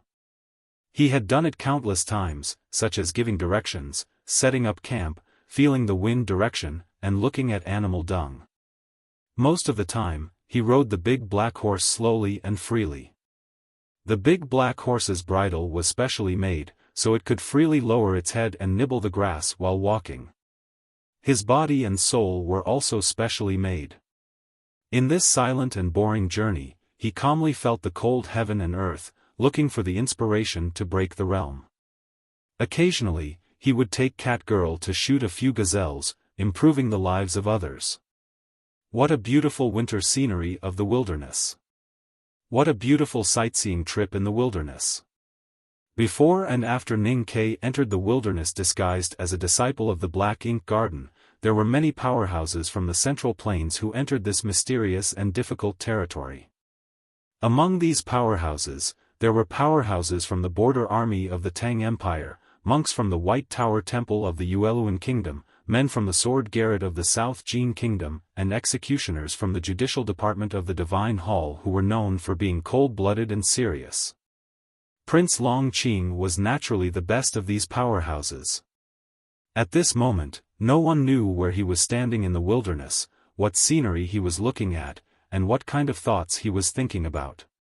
But not many people knew that the real ruler of the Judicial Department of the Divine Hall, the powerhouse who suppressed Prince Long Qing to the point that he could hardly breathe, had already received the order of the great divine priest of judgment and entered the wilderness alone a few months ago. As the Tao addict, Yi Hongyu, who was recognized as the most diligent and powerful among the 3 addicts in the world, was now standing on the top of a meadow outside the white cloth of the left king's palace, looking at the night sky in the north with no expression. No one knew what she was thinking at this time, but it must be that she disdained to think about the whereabouts of Prince Longqing and his subordinates. Let's go back a few months to the scene when she just left the Peach Mountain of West Hill. Her red dress floated out of the magnificent Taoism temple like a gorgeous cloud of fire. The great divine priest of judgment sat indifferently on the throne carved from the whole piece of South Sea black jade. He slowly moved his eyes back from the bead curtain, closed his eyes, and whispered, "How is the great divine priest of light now?" The priest standing respectfully below the throne heard the words, "Great divine priest of light," and his body suddenly stiffened. He lowered his head and replied, "As usual, he recites the doctrines and classics every day. It seems, there is nothing unusual."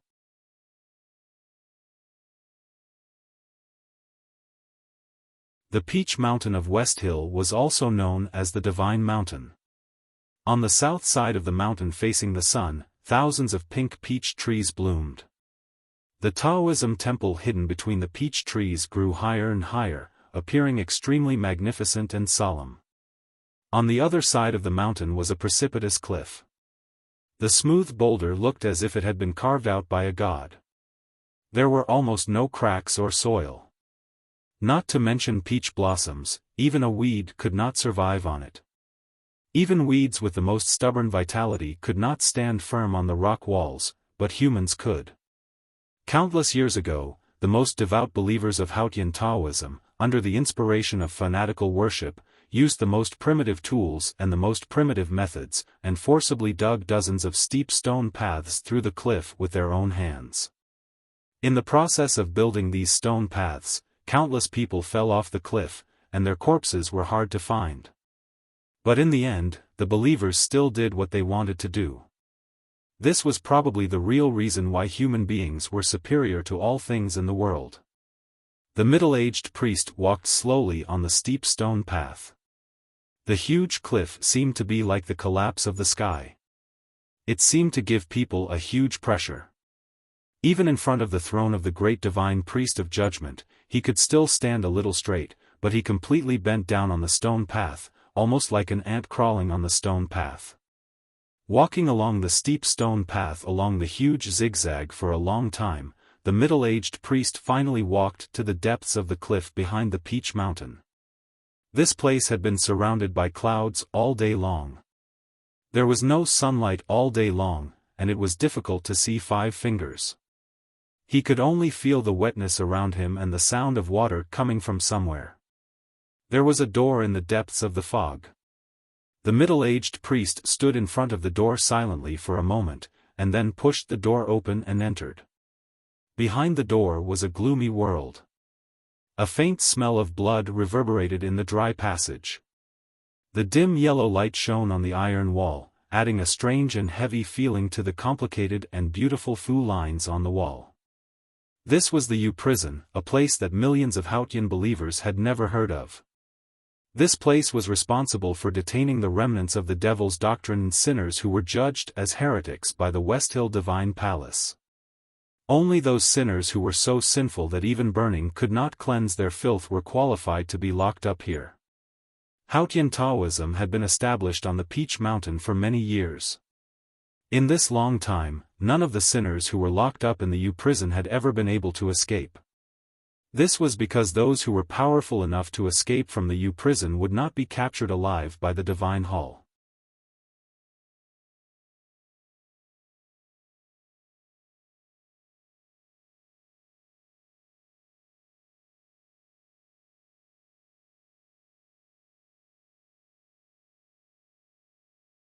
Chapter 207. Haotian was the supreme and the only faith in this world. Countless believers in the world devoutly worshipped the Haotian Taoism temples all over the world with their spirit and money. The Divine Hall located in the Peach Mountain of West Hill was the supreme center that influenced and even controlled these temples and the secular imperial power. The West Hill Divine Palace was led by the Hierarch Lord, and the affairs of the Haotian Taoism were managed by 3 great divine priests. These 3 great divine priests were extremely powerful and dignified, so they were called great gods. The 3 gods were the great divine priest of revelation, the great divine priest of judgment, and the great divine priest of light. Among them, the great divine priest of judgment was in charge of adjudicating heresy and arresting the remnants of the devil's doctrine. There were countless strong men under his command. He was the most powerful and had the most power on the surface. The great divine priest of revelation was in charge of comprehending the will of Haotian. He edited the classics and controlled all the Taoist temples in the world with the Xiaofan calligraphy. He had a great influence in the secular world. The great divine priest of light was the most special existence among the three gods. He did not have specific distribution of Haotian Taoism's affairs, but he had the power to touch all the affairs of Haotian Taoism. That was because anyone who could become the great divine priest of light must be the most proficient in the doctrine of the divine hall, with the strongest belief and the most sensitive to the darkness of the world. 1,000 years ago, the great divine priest of light brought a certain tomes of arcane into the wilderness to preach. It could be said that he bore the most arduous and important historical mission of Haotian Taoism. One could imagine his status. No one knew why the great divine priest of light gave up Haotian's divine favor and created his own sect. He created a devil's doctrine in the world and fought against Haotian Taoism until today. Even though it was severely suppressed by the West Hill Divine Palace, it was still not defeated. One could imagine how powerful it was. The successive great divine priests of light of the West Hill Divine Palace were all great figures. Therefore, although there was no ranking within the divine hall, the great divine priest of light was the head of the three gods, just below the hierarch. Over the years, there were occasionally letters of authorization issued in the name of the three divine priests of West Hill. However, no one outside of Peach Mountain knew that the respected great divine priest of light was imprisoned by the divine hall in the secluded prison at the foot of Peach Mountain. Moreover, he had been imprisoned for 14 years. The middle-aged priest kneeling in front of the wooden fence could hardly suppress the excitement in his heart.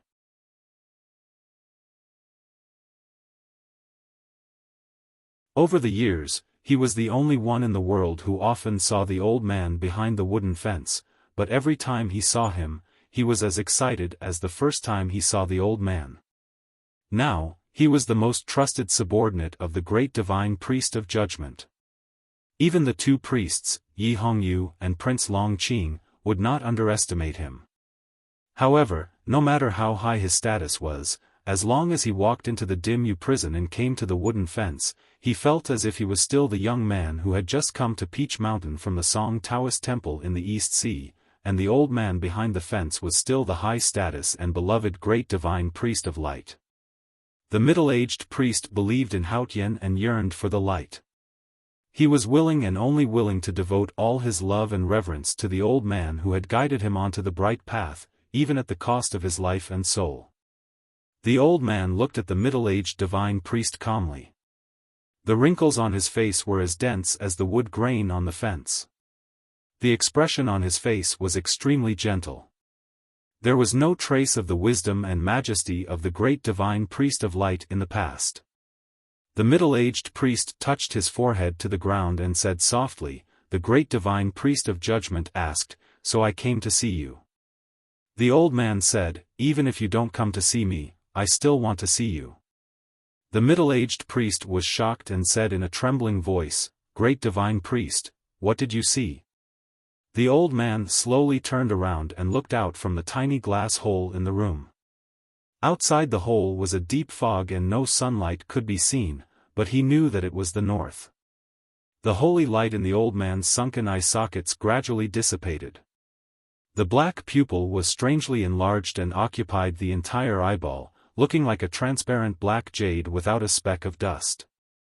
"I saw the shadow of the night appear in Chang'an City."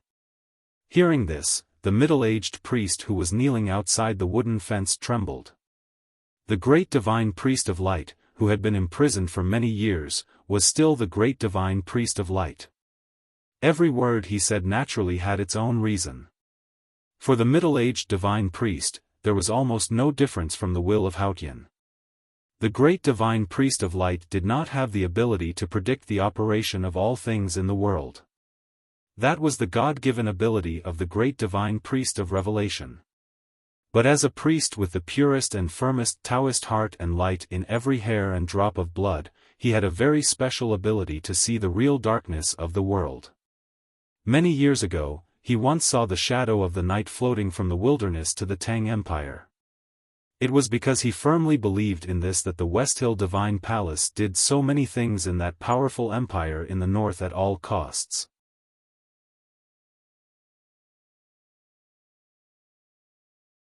However, it was very strange that because of that incident, he, who had a high position in the Divine Hall, was instantly beaten down to the dust. Facing the wrath of the Hierarch Lord, especially the gaze of the Taoist in indigo, as powerful as he was and as intelligent as he was, he could not do anything to resist. Thus, he became an unknown prisoner in the foothills of Peach Mountain. The middle-aged priest asked for instructions in a trembling voice. This matter should be reported to the great divine priest of judgment, no, the Hierarch Lord. The old man looked at him with a smile and shook his head, saying, "This hall," with a faint sigh, the dust on the fence flew up. "And the temple at the back of the hall, it has already fallen and decayed." The great divine priest of light, who had been imprisoned for many years for no reason, had the right to coldly criticize the divine hall and even the Taoist temple. However, although the middle-aged priest respected him, he did not dare to reply. He raised his head and after a moment of confusion, he could not hide his excitement and said in a trembling voice, "Are you leaving?" The old man looked at him quietly. His sunken eye sockets had returned to their original state, and the holy radiance made his eyes look indifferent and hollow.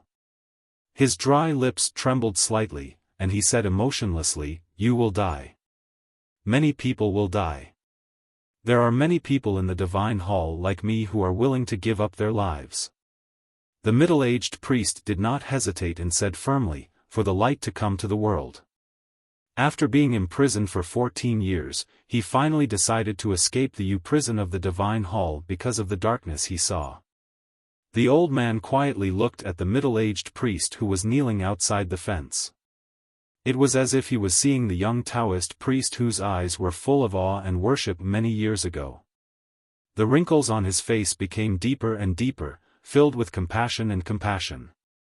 One night, the old man got up and walked to the row of seemingly loose and low wooden fences.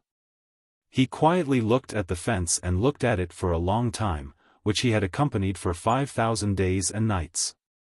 Then he said one sentence. "I have no confinement in my heart.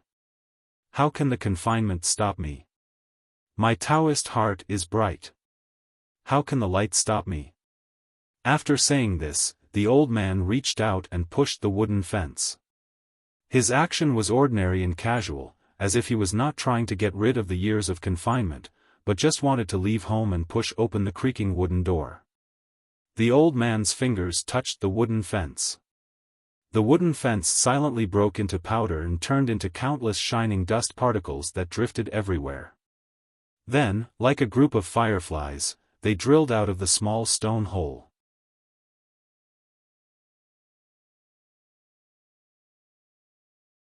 The great divine priest of judgment, who was quietly sitting on the South Sea seat of heavenly black jade with his hand supporting his chin, suddenly stiffened.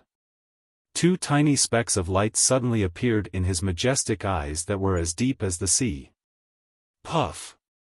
Thick blood spurted from his lips and dripped on the dark red divine robe. The fireflies drilled out of the small stone hole and entered the night fog. Like pouring oil into a fire, they ignited everything around them, especially the tiny particles in the haze. The dark valley that had never seen light suddenly burned. This kind of burning had no heat or destructive power, only brightness. The burning mountain fog instantly spread up to the south of Peach Mountain and among the Taoist temples. In the deep night, the whole Peach Mountain was burning. Especially the divine hall of light, in which Taoist chanting echoed, solemn and compassionate, shining. At the highest point of Peach Mountain, there was a pure white divine hall. A thunder-like roar sounded in the divine hall. With the thunder-like roar, the invisible flame between Peach Mountain was gradually extinguished. The roar in the highest divine hall gradually became lower. The ending sound was lingering. The ending sound was faint. There was an island far away in the southeast. The storm in this ocean was more terrible than in the storm sea. No fishing boats or merchant ships had ever come here. There had never been human footprints on this island before. A skinny Taoist dressed in green stood on a high reef. The terrible waves kept hitting the bottom of the reef, making a thunder-like sound. The island was shaking, but he seemed to feel nothing. The Taoist in indigo quietly looked at the depths of the ocean, watching the hot fog that was evaporated by the lava of the underwater volcano. Suddenly, he seemed to have sensed something and turned his head to look at the distant land that he could not see. After a long time, the Taoist in indigo sighed and shook his head. That night, 14 divine priests in Peach Mountain turned into ashes in the light. That night, a total of 300 people from the Divine Hall of Light were executed. That night, the great divine priest of light, who had been imprisoned for 14 years, successfully escaped from the West Hill Divine Palace. He was the first prisoner in history to leave the U prison behind Peach Mountain alive. Dusk was the warmest time in the wilderness in winter. The red sunset hanging over the long grass in the distance emitted the last light of the day. Although it could not melt the snow, it could add some redness to the cheeks of travelers. The sound of arrows whistling and heavy objects falling sounded in the wilderness. People in the camp heard Cat Girl's surprised shout from afar, "Senior brother, your archery is so good." Someone went to clean up the prey. Ning Kai fed the big black horse and was ready to rest for a while.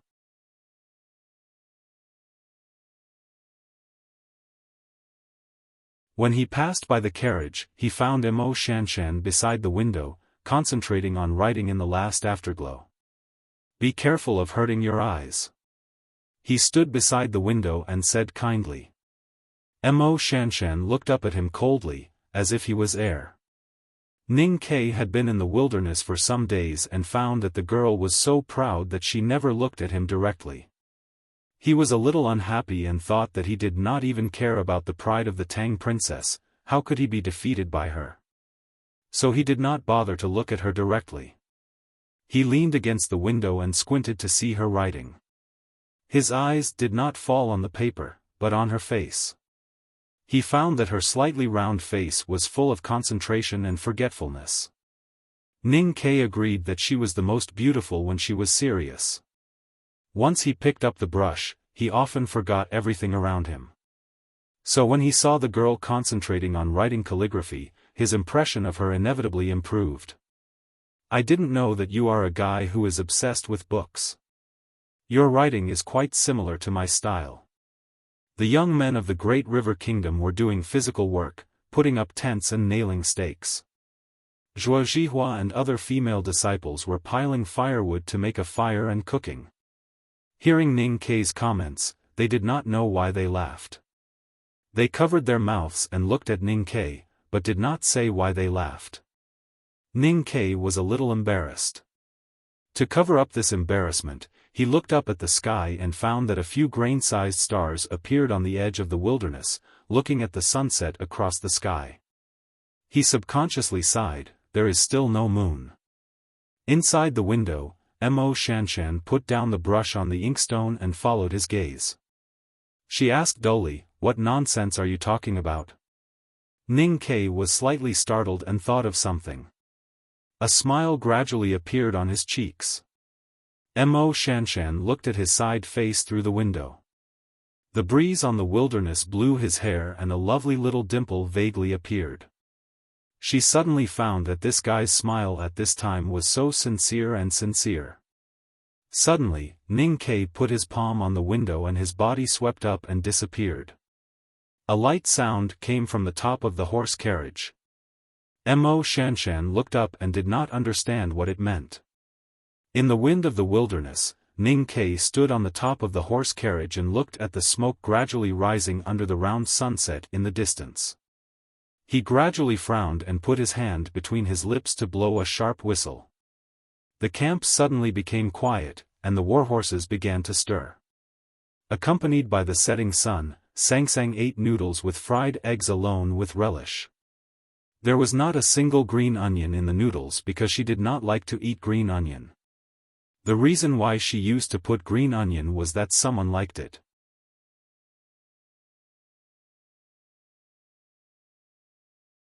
She put on Chenjinji Cosmetic Store's powder in front of the mirror alone, and there would not be someone who always laughed at her. She slept alone, rolling from left to right and from right to left. The bed seemed much bigger. On the bed, she kicked her legs and stretched her arms as she wanted. She no longer worried about who she would kick or hit. Living alone in Chang'an City was very comfortable, but also very uncomfortable.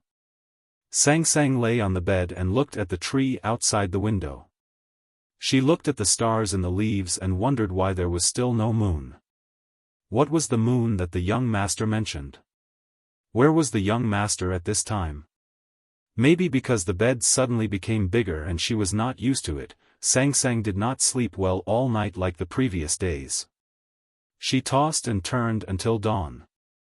She got up with a yawn and rubbed her face. She pushed the door open and went to the alley to buy a bowl of hot and sour noodle slice soup. Then she sat on the threshold of the old brush pen shop. In the bright light of the early morning, she ate alone, tasteless. It was noisy at Yangguan, the southernmost part of the Tang Empire. Countless caravans were waiting to enter the country. There was an ordinary horse carriage lined up according to the rules. In the carriage, there was an old man with withered hair and deep eyes resting.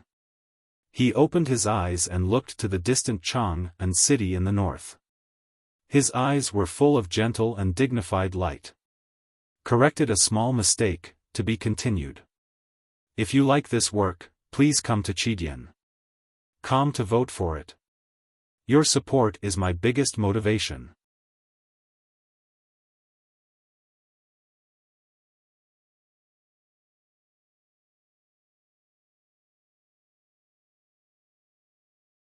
Chapter 208.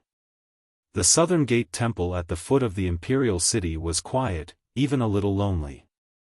Taoists and nuns walked quietly, occasionally looking up at the young Taoist standing outside the temple, and then quickly lowering their heads. The young Taoist was holding a yellow umbrella under his arm, and his face was calm and gentle. He was He Mingqi, the first disciple of the nation master of Tang. Everyone in the Southern Gate Temple knew that He Mingqi was a gentle and kind person. However, for someone of his status to personally guard the door, one could imagine how important the conversation in the temple was. No one dared to make a sound and disturb him. Deep in the temple, there were two beautiful cotton cushions on the black wooden board. Nation Master Li Qingshan looked at Master Yen Sei and said slowly, "Senior brother, that person should be coming to Chang'an."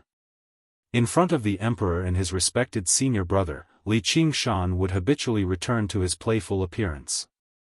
However, today his expression was extremely serious, and there was a hint of serious inquiry on his face.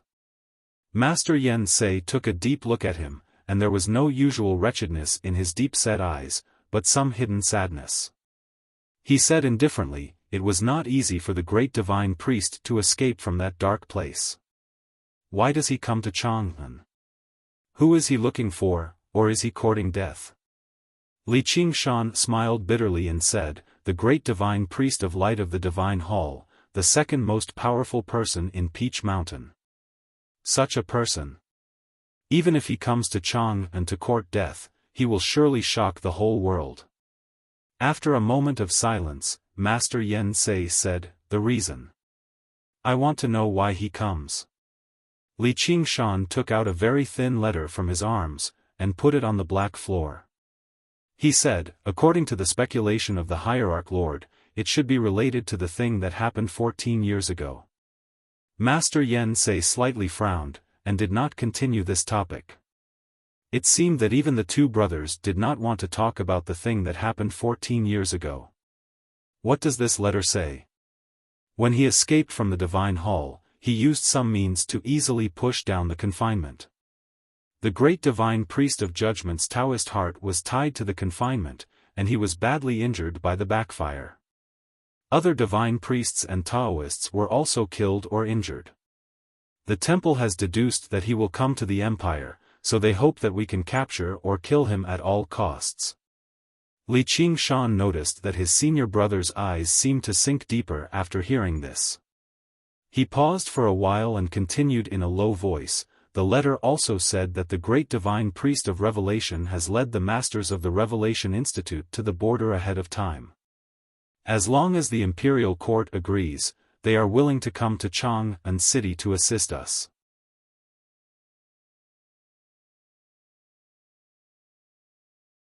If it weren't for the fact that the judicial department was injured and most of its power was invested in the wilderness, the Revelation Institute wouldn't have to deal with this matter. However, I really didn't expect that my old friend, who had been imprisoned for so many years, was still alive. Instead, he seemed to be getting brighter and brighter. If it weren't for the current situation, with his ability, he might really be able to find the hand scroll of the Tomes of Arcane for the Divine Hall. It was hard to tell whether Master Yen Sei was praising or sighing. Hearing the words, Tomes of Arcane, Li Qingshan slightly raised his eyebrows and said, "The wilderness is already in turmoil, but the hand scroll has been lost for a long time. Perhaps it is not even in the desolate man's tribe. Therefore, all parties only send the younger generation to try to find it. Senior brother, if your old friend reappears in the world, he will be much more important than the other side." Master Yen Sei shook his head and did not continue to discuss this issue.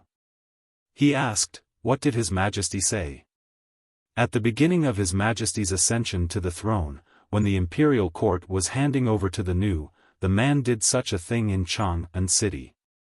His Majesty had long wanted him dead. But His Majesty's attitude was very clear. Even if he had to be killed, it could only be done by the empire itself. People from the Divine Hall were absolutely not allowed to enter the country and intervene. Li Qingshan looked at Master Yen Sei and said after a moment of silence, "Senior brother, you were very close to him at that time. You'd better leave this matter to me."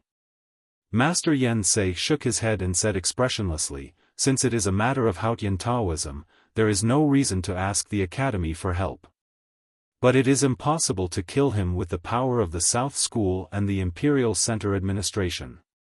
Li Qingshan said, "You can't judge things in the world only by impressions. Nothing is impossible." Master Yen Sei looked at him and said directly, "He used to be stronger than you. I believe he is stronger now than before." Li Qingshan smiled and said, "There were several very interesting stories recorded in the Huayang market of the South School. There was once a knowing destiny grand cultivator from the South Jin Kingdom who was traveling in the Great River Kingdom. As a result, he was killed by a rascal who was greedy for money." Master Yen Sei knew what he wanted to express and could not help frowning. Li Qingshan filled the teacup in front of his senior brother and said with a smile, "Although I am not talented, I also entered the knowing destiny realm many years ago. As the nation master of Tang, I am much stronger than that rascal. Above the great god's throne and under the firmament." Master Yen Sei looked at Li Qingshan and said slowly, "Junior brother, you have to remember this sentence.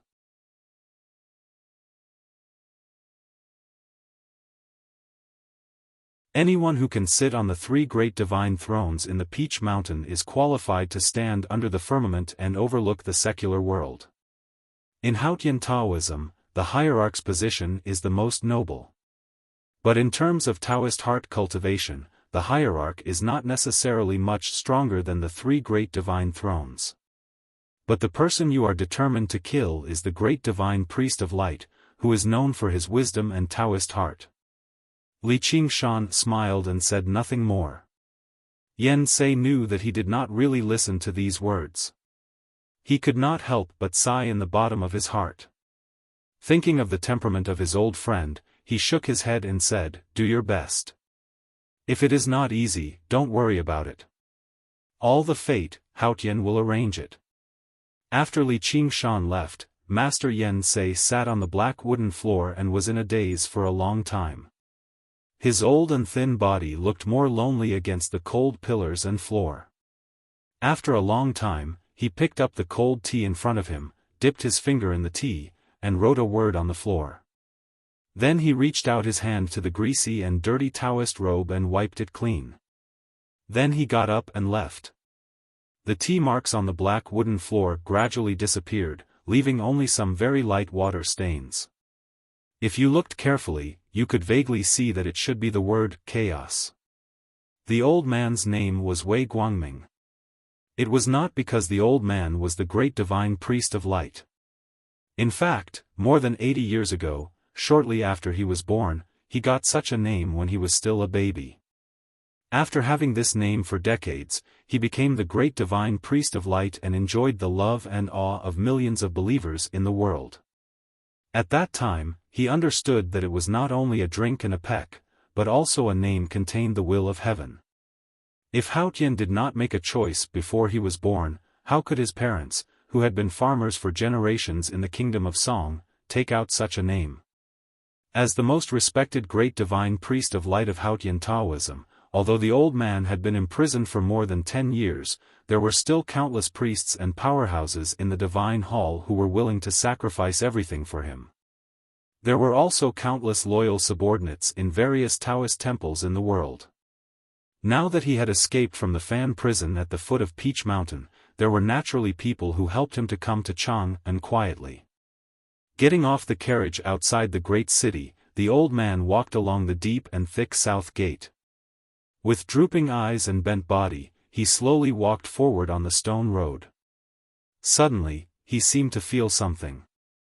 The moment his right foot stepped on the Vermilion Bird Avenue, it slightly stiffened, and then he took it back and turned to the east. In the eyes of the passers-by, the old man was just a little inconvenient in his legs.